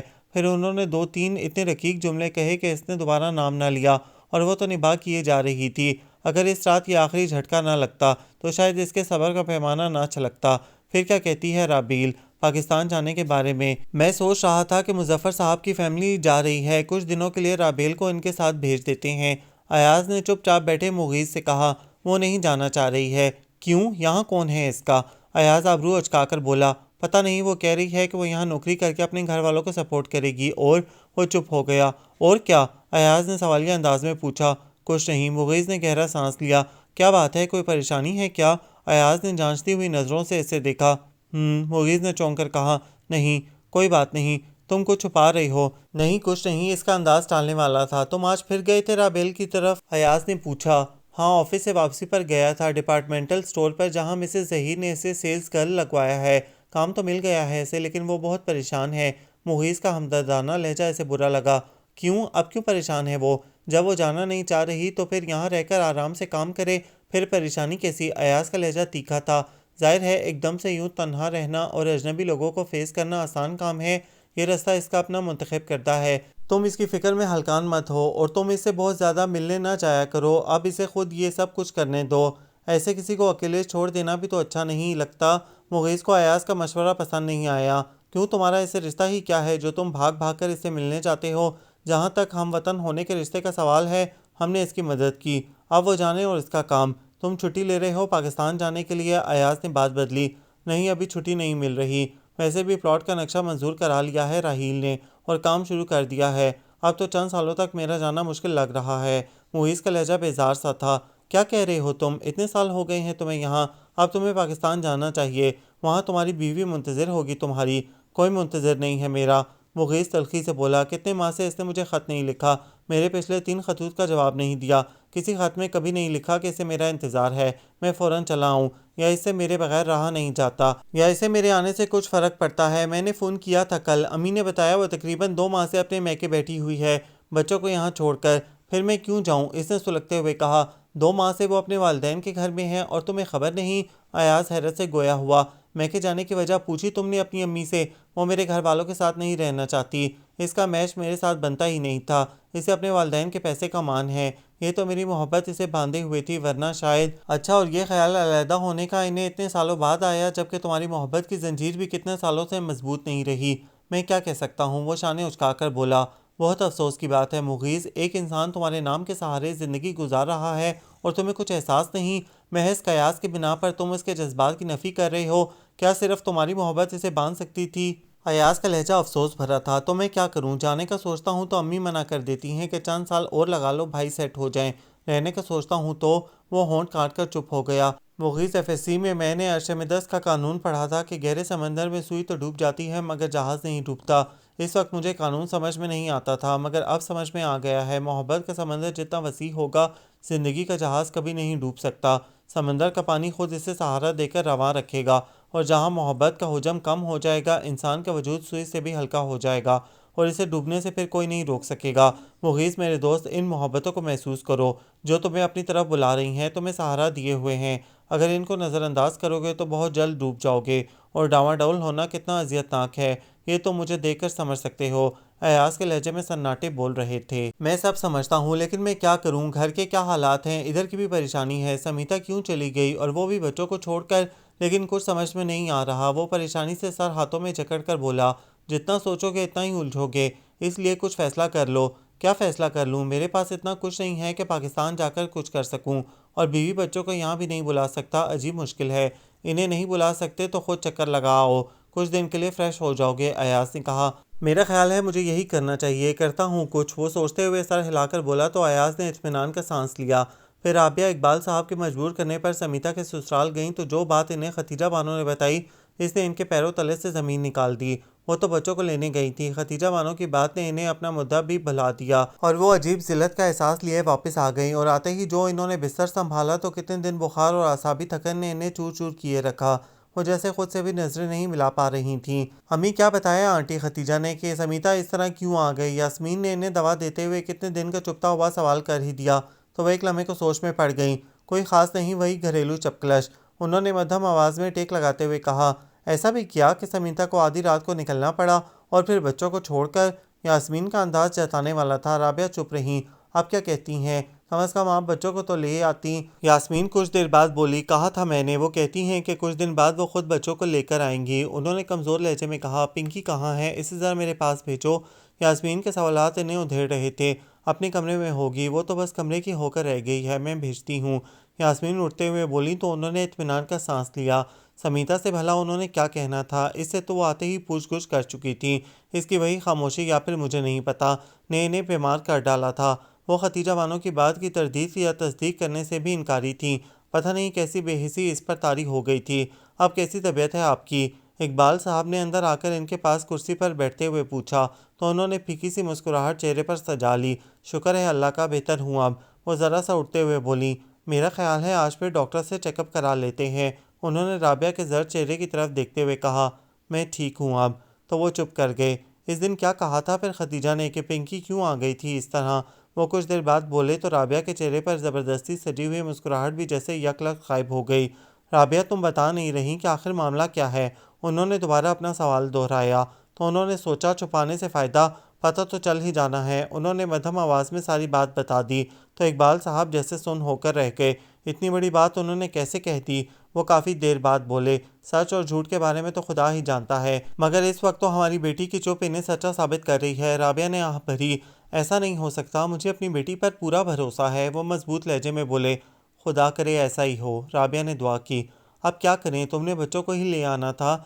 सच्ची बात तो यह है कि इनकी बात सुनकर मुझे कुछ होश ही नहीं रहा था, बस चुपचाप उठकर आ गई। मेरा ख्याल है मुगीज़ को इस सारे मामले का इल्म नहीं है और शायद पिंकी का इससे राब्ता भी नहीं है। इकबाल साहब ने पुरसोच अंदाज में कहा, शायद बात ऐसी है कि फ़ोन पर भी नहीं की जा सकती। वो सोचते हुए बोले, मुगीज़ का पाकिस्तान आना अजहद ज़रूरी है, बस इसे किसी तरह इतला करके आने का कहता हूँ। ये मामला इसी तरह हल होगा। आप सही कहते हैं, हमारी बेटी कोई गिरी पड़ी है जो हम यूँ खामोशी से सर झुका लें, इनके हर इल्ज़ाम को सच मान लें। राबिया कोड़कर बोली, अब यही करना पड़ेगा, तुम फिक्र नहीं करो। इकबाल साहब खड़े हो गए। मैं अजीम से इस मसले पर बात करता हूँ, वो क्या कहता है इससे कहिएगा बीवी के कानों में ना डाल दे, बहन की ज़िंदगी का मामला है। राबिया ने आवाज़ लगाई, इतना बेवकूफ़ नहीं है वो, बीवी की फितरत से वाकिफ़ है, फिर भी मैं कह दूंगा, तुम अब आराम करो। वो कहते हुए बाहर निकल गए। मिस्टर पीटर तुम्हारा पूछ रहा था, तुम आज आए क्यों नहीं? अयाज ने चुपचाप लेटे मुगीज़ को एक नज़र देखकर कहा, बस ऐसे ही। इसका लहजा सपाट सा था। किधर चले गए थे? अयाज बिस्तर पर आ बैठा। कहीं नहीं, ज़रा एक दोस्त की तरफ। मुगीज़ का अंदाज़ टालने वाला था। कौन से दोस्त की तरफ? है एक, तुम्हें नहीं पता? इसका लहजा बेगाना सा था। ऐसा कौन सा दोस्त है तुम्हारा जिसके बारे में मैं नहीं जानता? अयाज का अंदाज मुगीज़ को बुरा लगा। आखिर तुम क्यों पूछ रहे हो? क्या मैं अपनी मर्जी से किसी से मिल भी नहीं सकता? क्या ज़रूरी है कि हर काम तुमसे पूछ कर तुम्हें बताकर करूं मैं? इसने बुलंद आवाज़ में कहा और चिढ़कर उठ बैठा। इसके अंदाज पर अयाज एक लम्हे को चुप सा कर गया। नहीं, ऐसा कोई ज़रूरी भी नहीं है सब कुछ बताना, मेरा तुम्हारा रिश्ता ही क्या है, सॉरी। अयाज ने सर लहजे में कहा और कंबल दुरुस्त करते हुए लेट गया और दूसरी तरफ करवट ले ली। अयाज के अंदाज पर मुगीज़ को अपने लहजे की ज़्यादती का एहसास हुआ। वो कुछ देर यूं ही नदामत महसूस करता रहा, फिर इसे पुकार बैठा, अयाज सॉरी, मैं कुछ गलत बोल गया। अयाज ने कोई जवाब नहीं दिया। सो गए हो क्या? इसने बेचैनी से इसे फिर पुकारा। वो फिर खामोश रहा। Please Ayaz, I am sorry, मैं कुछ परेशान हूँ इसलिए। वो उठकर इसके पास जा खड़ा हुआ। नहीं, कोई बात नहीं, मैंने बुरा नहीं माना। इंसान बड़ी ढीठ चीज़ है। हालांकि मैंने दिल में सोच रखा था कि अब ज़िंदगी में किसी से कोई ताल्लुक़ नहीं जोड़ूंगा, ना दूर का ना नज़दीक का, लेकिन फिर पता नहीं कैसे ये अहद टूट जाते हैं। इसका लहजा बिखरा हुआ था। सॉरी यार, यकीन करो, मेरा मतलब ये नहीं था, बस मैं परेशान हूँ इसलिए ऐसा बोल गया। ताल्लुक़ कोई चाहने या ना चाहने से थोड़ी जुड़ते हैं, ये तो खुद ब खुद कायम हो जाते हैं। हमारे दरमियान भी दोस्ती और खलूस का रिश्ता खुद ब खुद कायम हो चुका है। इसीलिए मैं तुम पर बिला वजह खफा हुआ और तुम्हें मेरी बात बुरी भी लगी। वो बेड की साइड पर बैठ गया। अच्छा छोड़ो ये बातें, ज़रा उठकर बैठो, एक बात करनी है तुमसे। वो इसका हाथ थामते हुए बोला तो वो उठ बैठा। क्या बात है? जब मुगीज़ कुछ देर तक ना बोला तो अयाज ने पूछा, समझ में नहीं आ रहा कि कैसे बताऊं। इसका लहजा उलझा हुआ था। जो बात है बता दो। और हाँ, तुम कह रहे थे कि छुट्टी के लिए तुमने दरख्वास्त दी है। अयाज ने ऐसे याद दिलाया। हाँ दी थी, अब सोच रहा हूँ वापस ले लूँ। वो उठकर कुर्सी पर बैठ गया। क्या मतलब, क्या तुम पाकिस्तान नहीं जाओगे? अयाज हैरानी से बोला, जाऊंगा लेकिन अभी नहीं। अम्मी ने मना कर दिया है कि मोना का बहुत अच्छा रिश्ता आया हुआ है और वो लोग 2-3 माह में शादी करना चाह रहे हैं। अब मैं इसकी शादी पर ही आऊँ और कुछ पैसों का इंतज़ाम भी करना पड़ेगा। इसलिए अयाज को इसकी बेबसी पर तरस आने लगा। और क्या बात थी जिसने तुम्हें परेशान कर रखा था और तुमने बाहर से छुट्टी भी की? क्या यही बात थी? अयाज के पूछने पर मुगीज़ ने नफ़ी में सर हिला दिया। वो और बात है अयाज, मैं थक रहा हूँ बहुत ज़्यादा, कुछ तो हो मेरे लिए भी। इसका लहजा टूटा हुआ था। इसने कुर्सी से सर टिका दिया। क्या मतलब, मैं समझा नहीं। अयाज ने टांगे बिस्तर से नीचे लटकाते हुए इसकी तरफ देखा। ऐसे कैसे ज़िंदगी गुजरेगी? मोना की शादी के लिए पैसा ज़रूरी है, मेरा जाना नहीं, क्योंकि अम्मी चाहती हैं हसीब हाउस जॉब कर ले तो इसको स्पेशलाइजेशन के लिए मैं यहाँ बुला लूँ। راہیل اپنے دوست کے ساتھ گلاس فیکٹری میں پارٹنرشپ کی بنیاد پر پیسہ لگانا چاہ رہا ہے اور پھر اس کی شادی بھی۔ اس سارے سلسلے میں میرے پاکستان جانے کی کہیں گنجائش نہیں، کم از کم 4-5 سالوں تک۔ پھر ایاز نے سوالیہ نظروں سے اسے دیکھا۔ پھر کیا ساری قربانیاں مجھے ہی دینی ہیں؟ کیوں آخر زندگی کی خوشیوں پر میرا کوئی حق نہیں؟ وہ سیدھا ہو کر بیٹھ گیا۔ یہ تمہارا خیال ہے، ورنہ تم ابھی بھی سب کچھ چھوڑ کر جا سکتے ہو۔ ایاز نے کہا، نہیں جا سکتا، خون کے رشتے تمہارے نزدیک بے معنی ہیں لیکن میرے نزدیک سب کچھ ہیں۔ تم صحیح کہتے ہو کہ سچا رشتہ احساس کا ہوتا ہے، لیکن یہ بھی سچ ہے کہ یہ رشتہ کہیں نہیں ہوتا۔ وہ تلخی سے بولا، اگر تمہارے نزدیک خون کے رشتوں کی اتنی اہمیت ہے تو پھر سب سے زیادہ حق تمہارے بچوں کا ہے تم پر، اور بیوی کے ساتھ تمہارا احساس کا رشتہ ہے، لیکن اسی کو تم جھٹلا کر کہہ رہے ہو کہ یہ نہیں ہوتا۔ بہرحال میں نے ایک فیصلہ کیا ہے، وہ دو ٹوک انداز میں بولا۔ کیا؟ میں شام کو رابیل کی طرف گیا تھا، اس نے مجھے بلوایا تھا۔ ایاز، اسے یہاں کسی سہارے کی ضرورت ہے اور مجھے بھی شاید۔ وہ ایاز کی چپتی ہوئی نظروں سے آنکھیں چرا کر بولا، اس نے مجھ سے شادی کی درخواست کی ہے، یہ جانتے ہوئے بھی کہ تم شادی شدہ ہو اور 2 بچوں کے باپ بھی۔ ایاز نے تیزی سے کہا، ہاں یہ جانتے ہوئے بھی، لیکن وہ میرے احساسات کو بخوبی سمجھتی ہے اور میں اس لیے میں نے سوچا ہے کہ ایسا کرنے میں کوئی حرج نہیں۔ آخر میں کب تک تپتی دھوپ میں تنہا جلتا رہوں؟ کیا کسی شجر تلے بیٹھنے کا مجھے کوئی حق نہیں؟ حقوق و فرائض کی جنگ بڑی پرانی ہے اور اس کا فیصلہ تم اکیلے نہیں کر سکتے، جبکہ بہت سے لوگوں کا تم پر حق ہے۔ لیکن پہلے مجھے یہ بتاؤ، احساس کا جو رشتہ تمہارے اور رابیل کے درمیان فقط چند دنوں میں قائم ہوا ہے اور جس کی آنچ تم نے فوراً محسوس کر لی، یہی رشتہ تمہارے اور سمیتا بھابی کے درمیان سالوں سے ہے، اس کی حدت کو تم اتنی جلدی کیسے بھول گئے؟ ایاز کا انداز کڑوا تھا۔ میں نے تم سے بہت پہلے کہا تھا مغیث، واپس چلے جاؤ۔ تم لاکھ جھٹلاؤ کہ تم مضبوط اعصاب کے مالک ہو، تم اپنے جذبات کو کنٹرول کر سکتے ہو، لیکن حقیقت میں ایسا نہیں ہے۔ تم کتنے ہی مضبوط کیوں نہ ہو، جذبات کی مضبوطی اور ان کی شدت اس سے کہیں زیادہ ہے۔ میاں بیوی کے بیچ اگر میلوں کے فاصلے آ جائیں تو ان کی سوچیں کرپٹ ہو جاتی ہیں، اپنی راہ سے ہٹ جاتی ہیں۔ پہلے دل دور ہوتے ہیں اور پھر احساس مٹنے لگتا ہے، جسم کا بھی اور محبت کا بھی۔ مگر تم نے میری بات نہیں مانی۔ محبت کی یہی تشنگی تمہیں رابیل کی طرف کھینچ کر لے گئی۔ تم صحیح کہتے ہو کہ کوئی خود پر کہاں تک جبر کر سکتا ہے؟ تو پھر سوچو، تم مرد ہو، مضبوط ہو اور چاہو تو خود پر قابو پا سکتے ہو، لیکن وہ جو تمہاری بیوی ہے تم سے کہیں کمزور، اس کی تشنا آرزوؤں کا تمہیں خیال کیوں نہیں آیا؟ ایسا سوچتے ہوئے کیا تم سے بند کر زندگی کی خوشیوں پر اس کا کوئی حق نہیں رہا؟ اس کا حق تم کسی اور کی جھولی میں ڈالنے چلے ہو۔ تم بہت عرصے پہلے ٹوٹ چکے تھے، میں نے بھی رابیل کی مدد کی ہے، ہاسپٹل میں اس کی تیمارداری کی ہے۔ اس نے یہی درخواست مجھ سے کیوں نہیں کی؟ تم سے کیوں کی؟ کیونکہ تم خود اس کی طرف جھک رہے تھے، اپنی مضبوطی کا ڈھنڈورا پیٹ کر اندر ہی اندر کمزور پڑتے جا رہے تھے۔ تمہارا دل اپنی بیوی کی جدائی سے کمزور پڑ چکا ہے اور رابیل نے تمہاری کمزوری کا اندازہ لگا لیا تھا۔ باقی تم اپنی مرضی کے مالک ہو، جو چاہو فیصلہ کرو، لیکن ایک بار ایسا کرنے سے پہلے اپنی جگہ اپنی بیوی کو رکھ کر ضرور سوچ لینا تمہیں کیسا محسوس ہوتا، اور یہ بھی سوچ لینا کہ کیا مردوں کی محبت اتنی ہی بودھی ہوتی ہے کہ 4-5 سال کا قلیل عرصہ اس کا احساس تک دل سے مٹا دیتا ہے؟ ایاز کی باتوں نے جیسے مغیث کے سامنے آئینہ رکھ دیا، جس میں اسے اپنی محبت کی بگڑی ہوئی شکل بہت صاف دکھائی دے رہی تھی۔ اس کی ہر بات صحیح تھی، ایسا تو اس نے سوچا ہی نہیں تھا۔ ایسا سوچتے ہوئے سمیتا اس کے ذہن سے نکل گئی تھی۔ اسے خود پر حیرت سی ہونے لگی، یہ تبدیلی کیسے آئی؟ اس کے اندر کیا واقعی دوریاں سوچوں کو کرپٹ کر دیتی ہیں؟ منفی سوچوں کو رستہ زیادہ آسانی سے مل جاتا ہے، اسے پتہ ہی نہ چلا اور وہ اتنا بدل گیا۔ ایاز نے اسے سوچ میں ڈوبے دیکھ کر کروٹ بدل لی، اور ہاں، یہ خط آیا ہوا ہے تمہارا پاکستان سے۔ اسے لیٹتے ہی خیال آیا تو سائڈ ٹیبل کی دراز سے خط نکال کر اس کی طرف بڑھا دیا۔ مغیث نے خط اس کے ہاتھ سے لے کر غائب دماغی سے کھولا، لیکن سر نام پڑھ کر وہ حیران رہ گیا۔ کچھ ٹوٹی پھوٹی سی تحریر تھی، پیارے پاپا، آداب۔ آپ حیران ہوں گے کہ میں آپ کو خط لکھ رہی ہوں۔ پاپا، مجھے اب خط لکھنا آ گیا ہے۔ آپ کا ایڈریس میں نے چاچو کی ڈائری سے لے لیا تھا۔ پاپا، آپ پاکستان کیوں نہیں آتے؟ میری کتنی دوستوں کے پاپا باہر ہوتے ہیں، لیکن وہ تو ان سے ملنے آتے ہیں، آپ کیوں نہیں آتے؟ پاپا، میں آپ کو بہت مس کرتی ہوں۔ میں آپ کو یاد نہیں آتی؟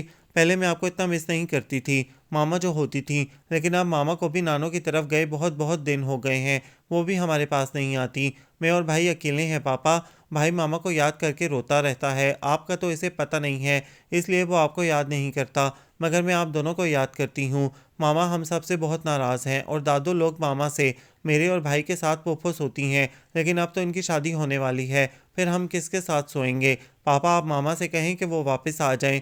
جب بھائی بہت روتا ہے تو دادو کو بہت غصہ آتا ہے، وہ چاچو سے کہتی ہیں ان کی ماں تو عیش کر رہی ہے، انہیں یتیم خانے چھوڑ آؤ۔ پاپا یتیم خانے کون سی جگہ ہے جہاں آپ رہتے ہیں؟ کیا وہ جگہ ہے؟ پلیز پاپا ہمیں بھی یتیم خانے بلا لیں یا پھر ہمارے پاس آ جائیں پاپا۔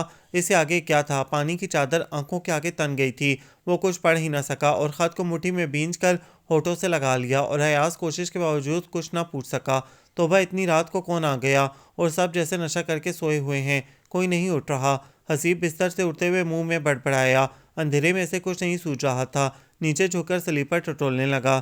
ناکام ہو کر سوئچ بورڈ کی طرف بڑھا تھا کہ پھر ڈور بیل بج اٹھی۔ اس نے جلدی سے مڑ کر سلیپر پاؤں میں اڑسے اور تیزی سے گیٹ کی طرف بڑھا۔ اس کے باہر جاتے جاتے ختیجہ بانو بھی اٹھ کر باہر آ گئی تھی۔ بیل پھر بج اٹھی۔ ارے بھائی کون ہے؟ اتنی رات گئے، کھول تو رہا ہوں۔ اس نے بیل بجانے والے کا نام پوچھے بغیر جلدی سے گیٹ کھول دیا۔ اپنے سامنے کھڑے شخص کو دیکھ کر ایک لمحے کو وہ حیران ہی رہ گیا۔ بھائی جان آپ؟ جیسے ہی مغیث آگے بڑھا اس کے منہ سے یہی نکل سکا۔ پھر اس نے آگے بڑھ کر بھائی کو گلے سے لگا لیا۔ حسیب کون آیا ہے؟ ختیجہ بانو نے برآمدے سے پکارا۔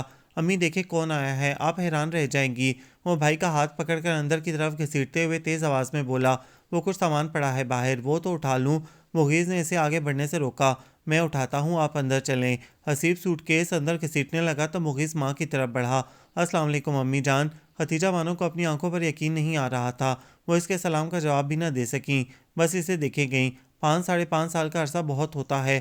مغیث میرا بچہ آنے کی خبر تو کر دیتے۔ اسے کھینچ کر گلے لگاتے ہوئے انہوں نے خوشی سے کہا، بس اچانک پروگرام بن گیا اس لیے آ گیا۔ اس نے جواب دیا، چلیں امی باقی باتیں اندر چل کر ہوں گی۔ حسیب دونوں سوٹ کیس برآمدے تک لے آیا تھا، سیڑھیاں چڑھتے ہوئے بولا۔ پھر تھوڑی دیر میں سب لوگ اٹھ کر آ گئے۔ مونا اور راحیل بھی اسے دیکھ کر حیران ہوئے۔ مونا بھائی کے لیے کھانا لے کر آؤ، دیکھتی نہیں اسے بھوک لگی ہوگی۔ کچھ دیر بعد ختیجہ بانو کو خیال آیا تو مونا سے بولی، نہیں امی کھانا تو میں نے پلین میں ہی کھا لیا تھا، اب تو بس سونا چاہتا ہوں، بہت تھکاوٹ محسوس کر رہا ہوں۔ اس نے صوفے سے سر ٹکا کر ٹانگیں پھیلاتے ہوئے کہا، بھائی کچھ دیر تو باتیں کریں، اتنی مدت کے بعد آپ کو دیکھا ہے۔ مونا کی آنکھیں پوری طرح کھل چکی تھیں۔ صبح بچوں، صبح باتیں کر لینا، اب بھائی کو آرام کرنے دو، میرا بچہ کتنا کمزور ہو گیا ہے، جاؤ بیٹا تم آرام کرو۔ انہوں نے محبت پاش نظروں سے مغیث کو دیکھتے ہوئے کہا تو وہ شب بخیر کہہ کر اپنے کمرے کی طرف بڑھ گیا۔ کسی نے سمیتا کا ذکر نہیں کیا۔ اپنے کمرے میں پہنچ کر اس نے سوچا، زیرو پاور بلب کی مدھم روشنی میں دعا عباد سے لپٹ کر سوئی ہوئی تھی۔ دعا اتنی بڑی ہو گئی ہے۔ اس نے کوٹ اتار کر کرسی کی پشت پر ڈالا اور دھیرے سے دعا کی طرف ہاتھ بڑھایا۔ دعا بیٹا دیکھو کون آیا ہے۔ وہ شاید گہری نیند سوئی ہوئی تھی، ذرا سا کسمسا کر پھر سو گئی۔ مغیث نے بازو اس کے گلے میں ڈال دیا اور اس کی پیشانی کے بال ہٹاتے ہوئے اس کا ماتھا چوم لیا۔ عباد کے چہرے پر پیار کرنے کے بعد وہ ان دونوں کو اپنی باہوں کے حلقے میں لے کر لیٹ گیا۔ تھوڑی دیر میں اسے نیند آ گئی۔ اگلی صبح اس کی آنکھ مدھم سی سرگوشیوں سے کھلی۔ وہ بستر پر تنہا لیٹا تھا، دعا اور عباد اٹھ کر جا چکے تھے۔ اس نے سستی سے کروٹ بدلی تو وہ دونوں بیٹھ کے دوسری طرف کھڑے اسی کی طرف دیکھ رہے تھے۔ اس کی آنکھیں انہیں دیکھتے ہی پوری طرح سے کھل گئیں۔ وہ اٹھ کر بیٹھ گیا۔ دعا بیٹا ادھر آؤ، دیکھو پاپا آ گئے ہیں، تم نے خط لکھا تھا نا کہ میں کیوں نہیں آتا، دیکھو میں آ گیا ہوں۔ اس نے دونوں بازو پھیلا کر کہا۔ دعا کے چہرے پر شرمیلی سی مسکان تھی، وہ ذرا سا جھجک کر پیچھے ہٹ گئی۔ مغیث نے اسے دوبارہ پکارا تو وہ عباد کی شکل دیکھنے لگی۔ آؤ نا بیٹا پاپا بلا رہے ہیں۔ پیار بھری پکار پر وہ ذرا سی رکی اور پھر دوڑ کر مغیث کی باہوں میں سما گئی۔ عباد جانو تم بھی آؤ نا، اس نے پریشان کھڑے عباد کو پکارا۔ ابھی پاپا بلا رہے ہیں، یہ پاپا ہیں، آؤ نا۔ دعا نے پلٹ کر اسے یقین دلانا چاہا، جو حیرانی سے آنکھیں جھپکا کر مغیث کی طرف دیکھ رہا تھا۔ آؤ نا۔ دعا نے اس کا ہاتھ پکڑ کر مغیث کے پاس لے جانا چاہا تو وہ زور سے نفی میں سر ہلاتا باہر بھاگ گیا۔ یہ پاپا نہیں ہے، پاپا ابھی آ جائے گا۔ دعا نے باپ کے ملول چہرے کو دیکھتے ہوئے تسلی دی۔ ہاں آ جائے گا، آپ ادھر آئیں۔ اس نے پیار سے اسے پھر اپنے ساتھ لپٹا لیا۔ وہ کل تمہارے بھائی جان بتا رہے تھے کہ مغیث پاکستان آ گیا ہے، 2 دن ہو گئے ہیں شاید اسے یہاں آئے۔ یہ یاسمین بھابی کی آواز تھی۔ وہ ابو کے لیے چائے بنانے کچن کی طرف آئی تھی تو اس اطلاع نے اس کے قدم پائر ہی روک لیے۔ اچھا مجھے تو نہیں پتا، شاید آ گئے ہوں، عظمیٰ نے جواب دیا۔ ہاں دیکھو ذرا حال، 2 دن ہو گئے ہیں آئے ہوئے اور اس نے بھی بیوی کی خیر خبر نہیں لی۔ مجھے تو معاملہ اچھا خاصا گڑبڑ لگتا ہے۔ اب کہ یاسمین کی آواز کچھ مدھم تھی۔ کیا مطلب؟ یا تو عظمیٰ کی حیرانی مصنوعی تھی یا اس کا دھیان واقعی ادھر نہیں تھا۔ وہی دیکھو نا، رات گئے اکیلے اٹھ کر چلے آنا پنکی کا۔ اس نے زور دے کر اس کا نام لیا، اور وہ بھی اتنے چھوٹے بچوں کو چھوڑ چھاڑ۔ اور پھر دیکھا تھا کتنے دن اس نے گھر والوں سے سیدھے منہ بات نہیں کی تھی، جس نے کچھ پوچھا اسی کو کاٹ کھانے کو دوڑتی تھی اور پھر نوکری کرنے چل پڑی۔ دیکھو ذرا، اتنے برسوں کا بسا بسایا گھر بار چھوڑ کر یہاں آ بیٹھی، کوئی تو بڑا ہی جھگڑا ہوا ہوگا۔ اور خاوند کو دیکھو، 2-3 دن سے آئے ہوئے ہیں اور مڑ کر خبر بھی نہیں لی۔ باہر کھڑی سمیتا کے قدم جیسے زمین میں گڑ گئے۔ ہاں ایسا ہی کچھ لگتا ہے، لیکن اس کی ساس بھی تو بہت فضول ہیں، ذرا سی بات کا بتنگڑ بنانے میں ماہر۔ ہو سکتا ہے انہوں نے کچھ غلط کہہ دیا ہو، اور جب شوہر کی محبت کا سہارا بھی نہ ہو تو عورت کے صبر کا پیمانہ ذرا جلدی چھلک جاتا ہے۔ عظمیٰ نے کہا، خیر ایسا بھی کیا کہ انسان آدھی رات کو اٹھ کر تنہا چل پڑے۔ ہمارے اپنے گھر میں 100 طرح کی باتیں ہوتی ہیں، اگر ہم بھی ایسا کرنے لگتے تو کب کے ہاتھ پاؤں جھاڑ کر بیٹھے ہوتے۔ میکے اور سسرال میں بہت فرق ہوتا ہے، انسان کو بہت کچھ سہنا پڑتا ہے۔ یاد ہے پچھلے سال مجھ سے کرسٹل کے 2 گلاس ٹوٹنے پر امی نے کیا ہنگامہ کیا تھا، حالانکہ گلاس بھی میرے جہیز کے تھے۔ امی نے عظیم کے کان بھر دیے کہ میں نے موڈ آف کیا ہوا ہے، وہ پتہ نہیں کون سی مثال ڈھونڈ لائی، وہ بات اور تھی۔ پھر عظیم بھائی نے امی کی ہر بات پر آپ کا دفاع کیا تھا۔ سمیتا کی پوزیشن زیادہ نازک ہے، عورت تو خاوند کے بھروسے پر اکڑتی ہے، وہ بیچاری کس بھروسے پر ساس سے منہ ماری کرے، خدا جانے کیا معاملہ ہے۔ عظمیٰ حت المکان گریز کر رہی تھی۔ ظاہر ہے سیریس بات ہے، امی نہیں گئی تھی، اس دن اس کے سسرال آتے ہی بیمار پڑ گئیں۔ اندر کی بات کیا ہے یہ کوئی نہیں بتاتا، اوپر سے ہمیں بیٹی بیٹی کہتے ہیں اور ہم ہی سے پردے ڈالے جاتے ہیں۔ جب سگی اولاد کا معاملہ ہو تو وہ پرائی بیٹیوں کو کاہے کو رازدار بنانے لگیں۔ یاسمین کا لہجہ جلا ہوا تھا۔ ظاہر ہے بیٹی کا معاملہ ہے، چاہ رہے ہوں گے کسی طرح اندر ہی اندر سلجھ جائے، ڈھنڈورا پیٹنے سے فائدہ۔ یہ بات سنیں گی۔ وہ واپس ابو کے بیڈ روم کی طرف بڑھ گئی۔ مغیث 2 دن سے آیا ہوا ہے مگر ہمیں کسی نے خبر نہیں کی اور خود اس نے بھی کوئی رابطہ کرنا مناسب نہیں سمجھا۔ میری تو سمجھ میں نہیں آ رہا کہ یہ معاملہ کیسے سلجھے گا۔ اقبال صاحب کی پریشان آواز نے پھر اسے دروازے پر ہی روک لیا۔ آپ ہی مغیث سے جا کر مل لیں، رابعہ نے کہا۔ اس نے آنے کی اطلاع دینا ضروری نہیں سمجھا اور میں اٹھ کر ملنے چل پڑوں؟ بیگم عزت نفس بھی کوئی چیز ہوتی ہے، اقبال صاحب تلخی سے بولے۔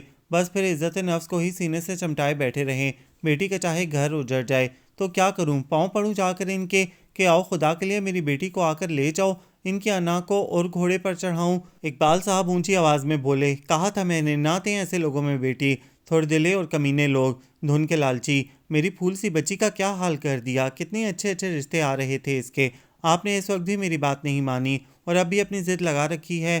رابعہ رونے لگی۔ میں نے کیا جان بوجھ کر ایسا چاہا تھا، اتنا اچھا لڑکا تھا، چاہت والے لوگ تھے، سوچا تھا مال و دولت کی کیا بات ہے، محبت کرتے ہیں خوش رکھیں گے، مجھے کیا خبر تھی۔ ان کے لہجے میں پچھتاوے بول رہے تھے۔ اب وہی اچھا لڑکا ہے نا جس نے 2 دن سے خبر نہیں لی، ظالموں نے بچے بھی چھین لیے، آدھی رہ گئی میری پنکی، جب رشتہ لینا تھا کیسی میٹھی زبان تھی اور اب کیسا روپ بدلا ہے بہروپیوں نے۔ وہ جلے ہوئے لہجے میں بولیں، اچھا بس ابھی بہت بولنے کی ضرورت نہیں، تیل دیکھو تیل کی دھار دیکھو، 2-4 دن انتظار کرتے ہیں، شاید مغیث آ جائے، اگر وہ نہیں آیا تو پھر بات کریں گے۔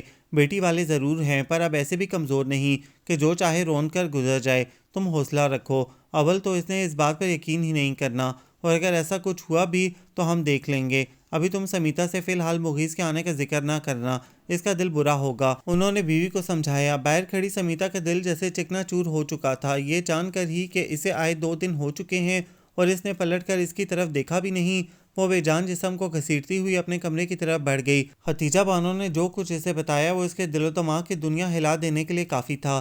ان کی الزام تراشیوں اور تانوں کے جواب میں وہ کچھ پوچھ ہی نہ سکا، بس ڈھیروں بوجھ دل پر لیے چپ چاپ کمرے میں آ کر لیٹ گیا۔ ایسا نہیں ہو سکتا، سمیتا ایسا نہیں کر سکتی۔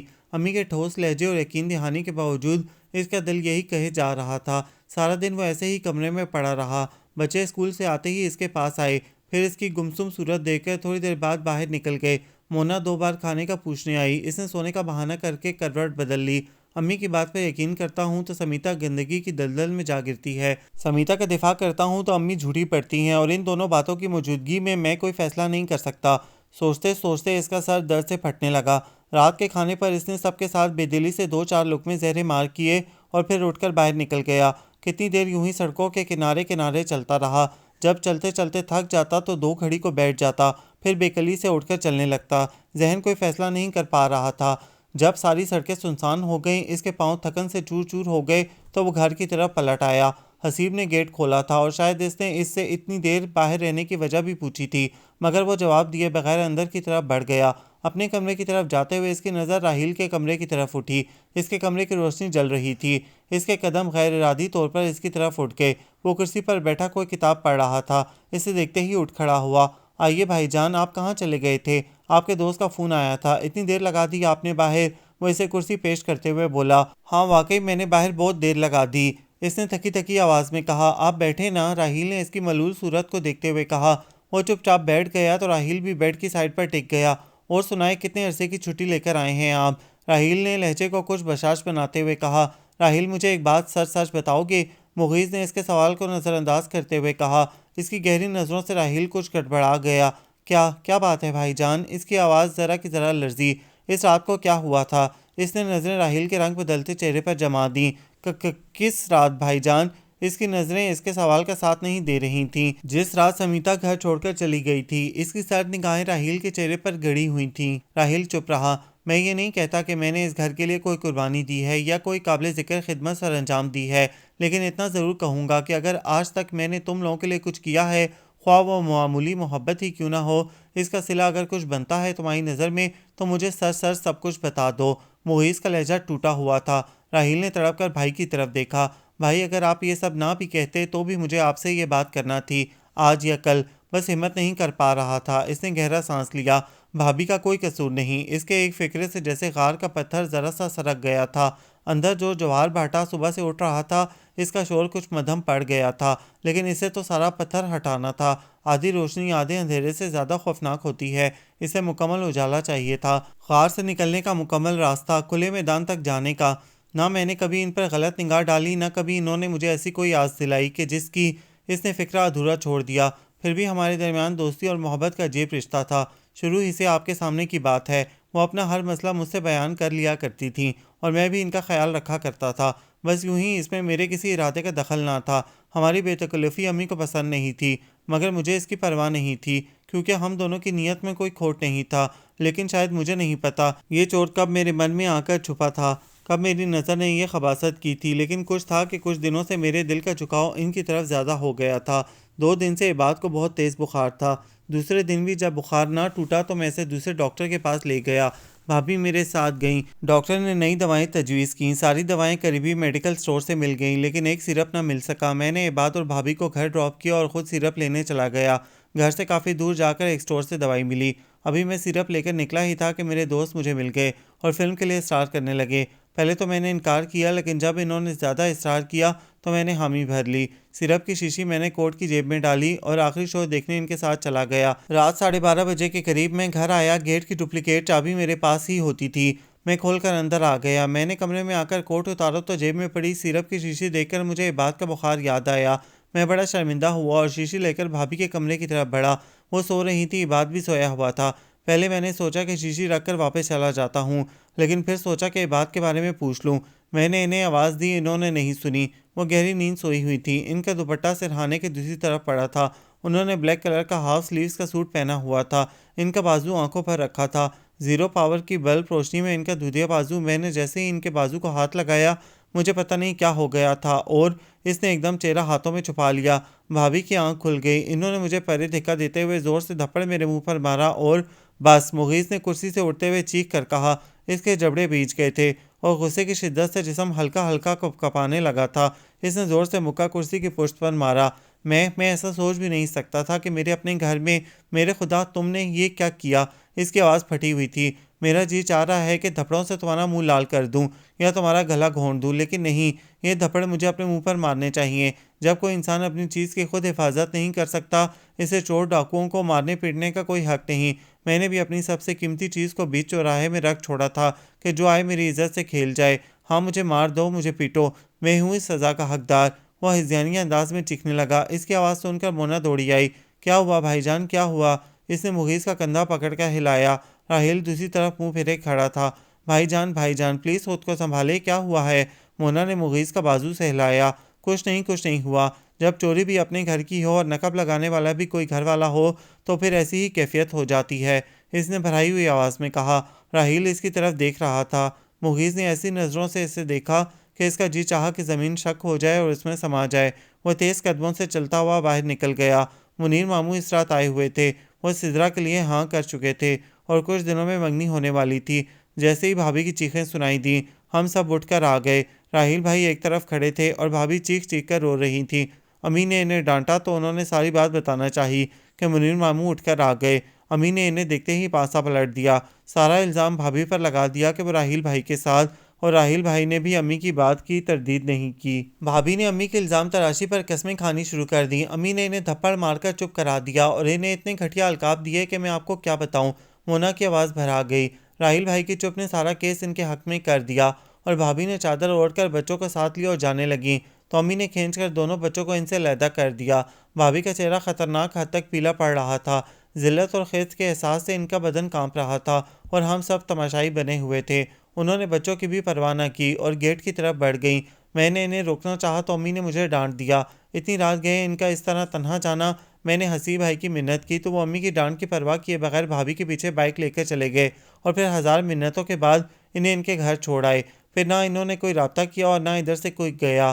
امی کو تو بس منیر ماموں کی ڈھیروں ڈھیر جائیداد سے غرض تھی اور شاید راحیل بھائی کو بھی۔ نوکری نہ ملنے میں ان کی اسی نیت کا دخل ہے۔ بھابھی کی خدمت، قربانی، محبت، سب کچھ نظر انداز کر دیا گیا۔ اور آپ نے کون سا ان کی بہت پرواہ کی تھی؟ آپ تو انہیں شاید گھر لا کر بھول گئے تھے۔ ہمیشہ گھر کی ضرورتوں کو ان پر ترجیح دی۔ بھائی جان، انہوں نے قیامت کا صبر جھیلا ہے، ورنہ امی کی باتیں سن کر کوئی زندہ رہنے کی تمنا نہ کرے گا۔ ذرا ایک لمحے کو ان کی جگہ خود کو رکھ کر دیکھیں۔ آج تک ان کی بلوز خدمت اور محبت کا کیا صلہ دیا گیا؟ ان کی کردار کشی کی گئی، جھوٹا الزام لگا کر انہیں گھر بدر کیا گیا اور اتنے مہینوں سے بچوں سے جدائی، آپ کی بے پرواہی اور ان کے اپنے گھر والوں کی سوالیہ نظریں، آپ کہاں کہاں تلافی کا مرہم رکھیں گے؟ مجھے اپنے گھر والوں کے اس بے حس رویے پر بے حد دکھ ہوا ہے۔ امی یہ سب کچھ کرتے وقت یہ بھول گئیں کہ خدا نے ان کو بھی 2 بیٹیاں دے رکھی ہیں اور اس کی لاٹھی بے آواز ہے۔ اگر امی کی بہتان تراشیوں کی زد میں کہیں ہم آ گئے تو سوچیں ان کا کیا حال ہوگا۔ یہ سب کچھ کرتے وقت وہ یہ کیوں بھول گئی؟ مونا رونے لگی۔ اور بھائی جان، اپنی ایمانداری کو بھی ذرا تولیے گا، کہاں آپ سے بھول ہوئی؟ آپ کی نیت ڈگمگائی، کہاں آپ نے اس مقدس رشتے میں بے ایمانی کا سوچا جس کے نتیجے میں راحیل بھائی نے بھابھی کو غلط نظر سے دیکھا۔ قدرت کا نظام انہی اصولوں پر کام کرتا ہے، مگر ہم لوگ نہیں سمجھتے۔ چھوٹی چھوٹی چوریاں کر کے ہم سمجھتے ہیں کہ ہمارا مال محفوظ ہے، ہم محفوظ ہیں، مگر ایسا ہوتا نہیں۔ آپ سے تو کہیں ایسی بھول نہیں ہوئی؟ سوچئے گا، یہ مونا تھی اس کی چھوٹی بہن جو اسے آئینہ دکھا گئی تھی۔ عقل سالوں کے ترازو میں نہیں تولی جاتی، وہ اسے یہ بتا گئی تھی، اور اس کا تو جیسے دماغ شل ہو گیا تھا۔ وہ کرسی پر بیٹھی کتاب پڑھ رہی تھی، جب دروازے پر دستک ہوئی۔ کون ہے؟ آ جاؤ، دروازہ کھلا ہے۔ اس نے کتاب سے نظریں ہٹائے بغیر کہا تو جواب میں دروازہ ہلکی سی آواز کے ساتھ کھلا اور کوئی بے آواز قدموں سے اندر آ گیا۔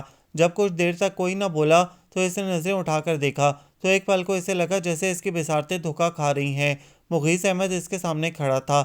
دوسرے پل اس نے مضطرب انداز میں نظریں کتاب کے صفحے پر جما دیں۔ مغیث کو پتہ تھا وہ اسے بیٹھنے کو نہیں کہے گی، اس لیے خود ہی آگے بڑھ کر اس کے سامنے پڑی دوسری کرسی پر بیٹھ گیا۔ کچھ وقت یوں ہی خاموشی سے گزر گیا۔ مغیث کو بات شروع کرنے کے لیے الفاظ نہیں مل رہے تھے اور وہ اس کی نظروں کی حدت سے جیسے پگھلتی جا رہی تھی۔ ان دونوں کے درمیان خاموشی ہم کلام تھی۔ آخر سمیتا گھبرا کر اٹھ کھڑی ہوئی اور کتاب بند کر کے ریک میں رکھنے لگی۔ میں تمہیں لینے آیا ہوں۔ کتنی دیر سے کمرے میں چھایا سحر ان لفظوں کی پھونک سے جیسے ٹوٹ گیا۔ اس نے انسنی کر دی اور کتابوں کی ترتیب درست کرنے لگی۔ سمیتا، میں تمہیں لینے آیا ہوں۔ مغیث نے نرم لہجے میں اپنی بات دہرائی۔ اس کے ہاتھ ایک لمحے کو روکے اور پھر مغیث کی طرف پلٹی۔ جانے کا سوال بعد میں آتا ہے مغیث صاحب، پہلے آنے کی بات کریں کہ میں یہاں کیوں آئی، اس نے سرد لہجے میں کہا۔ اس بات کو بھول جاؤ، مغیث نے نظریں چرا کر کہا۔ بھول جاؤں؟ وہ زور سے بولی۔ ذلت کے اس احساس کو بھول جاؤں؟ بھول جاؤں ان لمحوں کی اذیت کو جنہوں نے میرے پندار کو، میرے کردار کو پاش پاش کر دیا تھا سب کے سامنے؟ آپ نہیں گزرے نا اس پل صراط سے جو ذلت کے گھڑے کے اوپر سے گزرتا ہے، جس کی بدبو کے بھپکوں نے میرے اندر کو متعفن کر دیا ہے؟ بھول جاؤں میں سب؟ اس کا جسم لرزنے لگا۔ میں جانتا ہوں، وہ کمزور لہجے میں بولا۔ کچھ نہیں جانتے آپ، وہ ہاتھ اٹھا کر تیز لہجے میں بولی۔ کچھ بھی نہیں جانتے آپ، اور آپ کو جاننے کی ضرورت بھی نہیں، نہ تھی نہ ہے۔ کیا رشتہ ہے آپ کا مجھ سے؟ کاغذ پر لکھے چند لفظوں کا بندھن اور بس، جسے آپ 5 سالوں سے بھلائے بیٹھے ہیں، اور میں نے ان بے جان لفظوں کی کیا قیمت چکائی ہے آپ کبھی نہیں جان سکیں گے۔ اس کی آنکھوں میں نمی اترنے لگی۔ Smita, I am sorry, I am extremely sorry, جو کچھ ہوا۔ سوری؟ سوری؟ وہ چیخی۔ Sorry for what? Mister Mughees, آپ کو معلوم ہے آپ کیا کہہ رہے ہیں؟ اس کا تنفس تیز تیز چلنے لگا۔ کیا آپ کا یہ سوری میری پاک دامنی کا اعلان کر سکتا ہے؟ اس تاریک رات نے جو سیاہی میرے چہرے پر ملی ہے اسے دھو سکتا ہے؟ میرے آنسوؤں کا ازالہ کر سکتا ہے؟ میرے دکھ کا اندازہ کر سکتا ہے؟ اور جتنی اذیت میں نے سہی اس کو کمپنسیٹ تلافی کر سکتا ہے؟ بتائیں مجھے۔ وہ رکی۔ نہیں مغیث صاحب، مجھے آپ کی سوری کی ضرورت نہیں، اور آپ کی بھی نہیں۔ جہاں میں اتنے برس آپ کے بغیر گزار سکتی ہوں، باقی کی زندگی بھی گزار سکتی ہوں۔ چلے جائیں آپ یہاں سے۔ آنسو اسے کمزور کرنے لگے تھے۔ وہ رخ پھیر کر کھڑی ہو گئی۔ میں جانتا ہوں، مجھے معلوم ہے، سارا قصور میرا ہے، میری غفلت، میری لاپرواہی کا۔ میں نے ہی اپنی ذمہ داریوں سے آنکھیں بند کر رکھی تھیں۔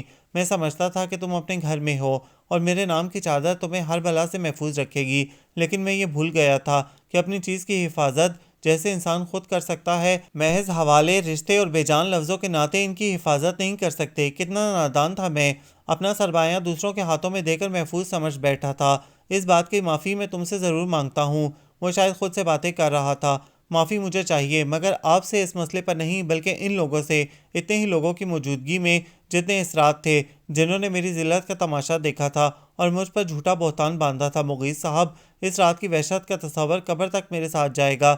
اس آصیب سے چھٹکارے کی ایک ہی صورت ہے، آپ کی والدہ سب کے سامنے میری پاک دامنی کی قسم کھائیں، ورنہ میں آپ کے ساتھ اس گھر میں کبھی نہیں جاؤں گی۔ یہ میرا خود سے عہد ہے۔ وہ دو ٹوک انداز میں بولی، میں اب تمہیں اس گھر میں لے کر بھی نہیں جاؤں گا۔ میں نے پلاٹ بیچ کر ایک گھر لے لیا ہے اپنے لیے، اور باقی کی رقم سے کوئی نہ کوئی کام کر لوں گا۔ جتنی قربانی میں گھر والوں کے لیے دے چکا ہوں اور جتنا صلہ مجھے اس کے نتیجے میں مل چکا ہے، میرے لیے کافی ہے۔ وہ اس کے پاس آ کر کھڑا ہو گیا۔ میں انکل اور آنٹی سے بھی معذرت کر چکا ہوں اور اب تم سے بھی معافی مانگتا ہوں۔ بچوں کی خاطر میری اس پہلی اور آخری غلطی کو نظر انداز کر دو۔ اس نے کچھ منت آمیز لہجے میں کہا۔ نہیں، ہرگز نہیں۔ ان 3-4 ماہ میں جن عذابوں سے گزر رہی ہوں، اس کی تلافی یہ 2 لفظ نہیں۔ مجھے گواہی چاہیے اپنی پاک دامنی کی، پھر میں آپ کے ساتھ چلوں گی۔ وہ منہ پھیر کر ٹھوس لہجے میں بولی، تمہیں گواہی کس لیے چاہیے؟ میرے لیے نہ۔ تو میں قسم کھا کر کہتا ہوں کہ تم آج بھی اسی طرح پاک دامن ہو جس طرح 5 برس پہلے میں تمہیں چھوڑ کر گیا تھا۔ میں خدا کو حاضر و ناظر جان کر کہتا ہوں کہ تمہارا کردار آئینے کی طرح شفاف ہے، جس میں صرف میری کوتاہیوں کا عکس ہے اور کچھ نہیں۔ سمیتا کی آنکھوں سے آنسو پھسلنے لگے۔ اور سمیتا، مجھے کسی گواہی کی ضرورت نہیں۔ مجھے کل بھی تم پر یقین تھا، آج بھی ہے۔ جو کچھ ہوا اسے بھول جاؤ، کسی ڈراؤنے خواب کی طرح۔ اب میں آ گیا ہوں، کوئی تمہاری طرف میلی آنکھ سے نہیں دیکھ سکے گا۔ میں ہوں تمہاری گواہی، تمہارا سچ، تمہاری ڈھال۔ وہ بے دم سی ہو کر زمین پر بیٹھ گئی۔ یہی الفاظ اگر 4 ماہ پہلے اسے سننے کو مل جاتے تو اس سارے قصے میں نقصان کس کا ہوا ہے؟ تمہارا، میرا، ہمارے بچوں کا۔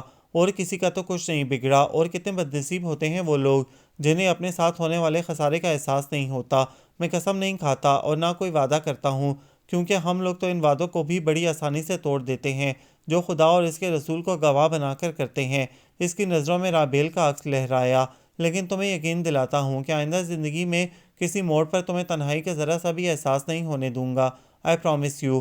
وہ اس کے برابر بیٹھتے ہوئے اس کا ہاتھ تھام کر بولا، مگر میں اس طرح نہیں جاؤں گی، انہیں مجھ سے معافی مانگنا ہی ہوگی۔ وہ اپنا ہاتھ چھڑاتے ہوئے بولی، تمہارا کیا خیال ہے، وہ مان جائیں گی؟ کبھی نہیں۔ اس نے پھر اس کے ہاتھ پکڑ لیے۔ سمیتا، معاف کر دینا افضل ترین ہے۔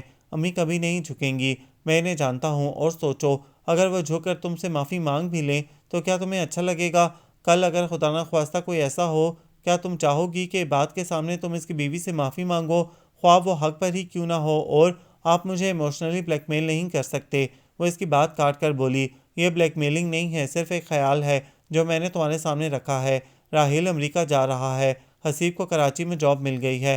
مونا کی شادی کے فوراً بعد وہ کراچی سیٹل ہو جائے گا اور امی اس کے ساتھ جائیں گی۔ امی مجھ سے شرمندہ ہیں، مگر وہ اس شرمندگی کو الفاظ نہیں دے سکتی، اور شاید میں بھی ایسا نہ چاہوں۔ ان کے لیے ضمیر کی چبھن ہی کافی ہے، اسی لیے انہوں نے حسیب کے ساتھ جانے کا فیصلہ کیا ہے۔ پھر ہمارا سب کے ساتھ کتنا تعلق رہ جائے گا؟ پھر بھی اگر تم یہ چاہتی ہو کہ امی اگر معافی مانگیں تو میں انہیں لانے کی کوشش کروں گا، اور اگر وہ نہ مانی تو ان کا تو کچھ نہیں بگڑے گا۔ ہم دونوں کا سفر اور کٹھن اور طویل ہو جائے گا۔ اور بچے، ان کا سوچا ہے تم نے؟ ان دوریوں نے ہمیں یوں بے حال کر دیا ہے۔ وہ تو بہت معصوم ہیں، ان کی حالت کے بارے میں سوچو۔ وہ چپ کر گئی۔ یہاں انکل آنٹی کے سوا سب کو پتہ ہے کہ تمہارا امی سے جھگڑا ہو گیا تھا، اور بس امی کو معاف کر دینا تمہاری بڑائی ہوگی۔ راہیل مجھ سے معافی مانگ چکا ہے اور تم سے بھی معافی مانگنے کو تیار ہے۔ وہ کمزور لمحے کی گرفت میں آ گیا تھا، اور تم بھی اگر اسے معاف نہ کر سکو تو سب کچھ بھول جاؤ، اسے میری درخواست سمجھو۔ آپ اتنے دنوں سے آئے ہوئے ہیں اور آج ساری گواہیاں سن کر ادھر آئے ہیں۔ شکوہ اس کی زبان سے پھسل گیا۔ دوسرے ہی دن مجھ پر سارا معاملہ کھل گیا تھا۔ اتنے دن بھاگ دوڑ میں گزرے، پلاٹ کی فروخت، نئے گھر کی خرید، سامان کی شفٹنگ، مونا کی شادی 15 دن بعد ہے، اور اقبال انکل سے تو میں چوتھے روز ہی مل گیا تھا اور ان سے معافی بھی مانگ گیا تھا، اور جلدی نہ آنے کی وجہ گواہیوں کا حصول نہیں بلکہ شرمندگی اور احساس ندامت تھا۔ خود میں حوصلہ نہیں پا رہا تھا تمہارا سامنا کرنے کا۔ سچ اس کی آنکھوں سے آیا تھا۔ اس نے ایک نظر دے کر نظریں جھکا لیں۔ چلیں اب۔ مغیث اسے ہاتھ کا سہارا دیتے ہوئے اٹھ کھڑا ہوا۔ کہاں؟ میں ادھر نہیں جاؤں گی۔ اس نے ہاتھ چھڑانا چاہا۔ میں ادھر کی بات نہیں کر رہا، ہم اپنے گھر جائیں گے جو صرف تمہارا ہوگا اور ہمارے بچوں کا۔ میں تمہاری گواہی ہوں، تمہارا سچ، تمہاری ڈھال۔ لفظ اس کے کانوں میں رس گھولنے لگے تو مدھم سی مسکراہٹ اس کے لبوں کو چھو گئی، اور تاخیر کرنے میں نقصان کسی کا نہیں تھا، بس آنے والی خوبصورت ساتوں سے کچھ لمحے کم ہو جانے تھے، اور اب یہ نقصان اسے کسی صورت بھی گوارا نہیں تھا، اس لیے اٹھ کھڑی ہوئی اور وارڈروب سے کپڑے نکالنے لگی۔ مغیث نے مسکراتے ہوئے اسے دیکھا اور کرسی کی پشت پر سر رکھ کر ایک مدت بعد جیسے سکھ بھرا سانس لیا۔ یہ ناول آپ سب کو کیسا لگا؟ کمنٹس میں اپنی رائے سے ضرور آگاہ کیجیے گا، ہمیں انتظار رہے گا۔ ہمارے چینل کو لائک کریں، شیئر کریں، سبسکرائب کریں۔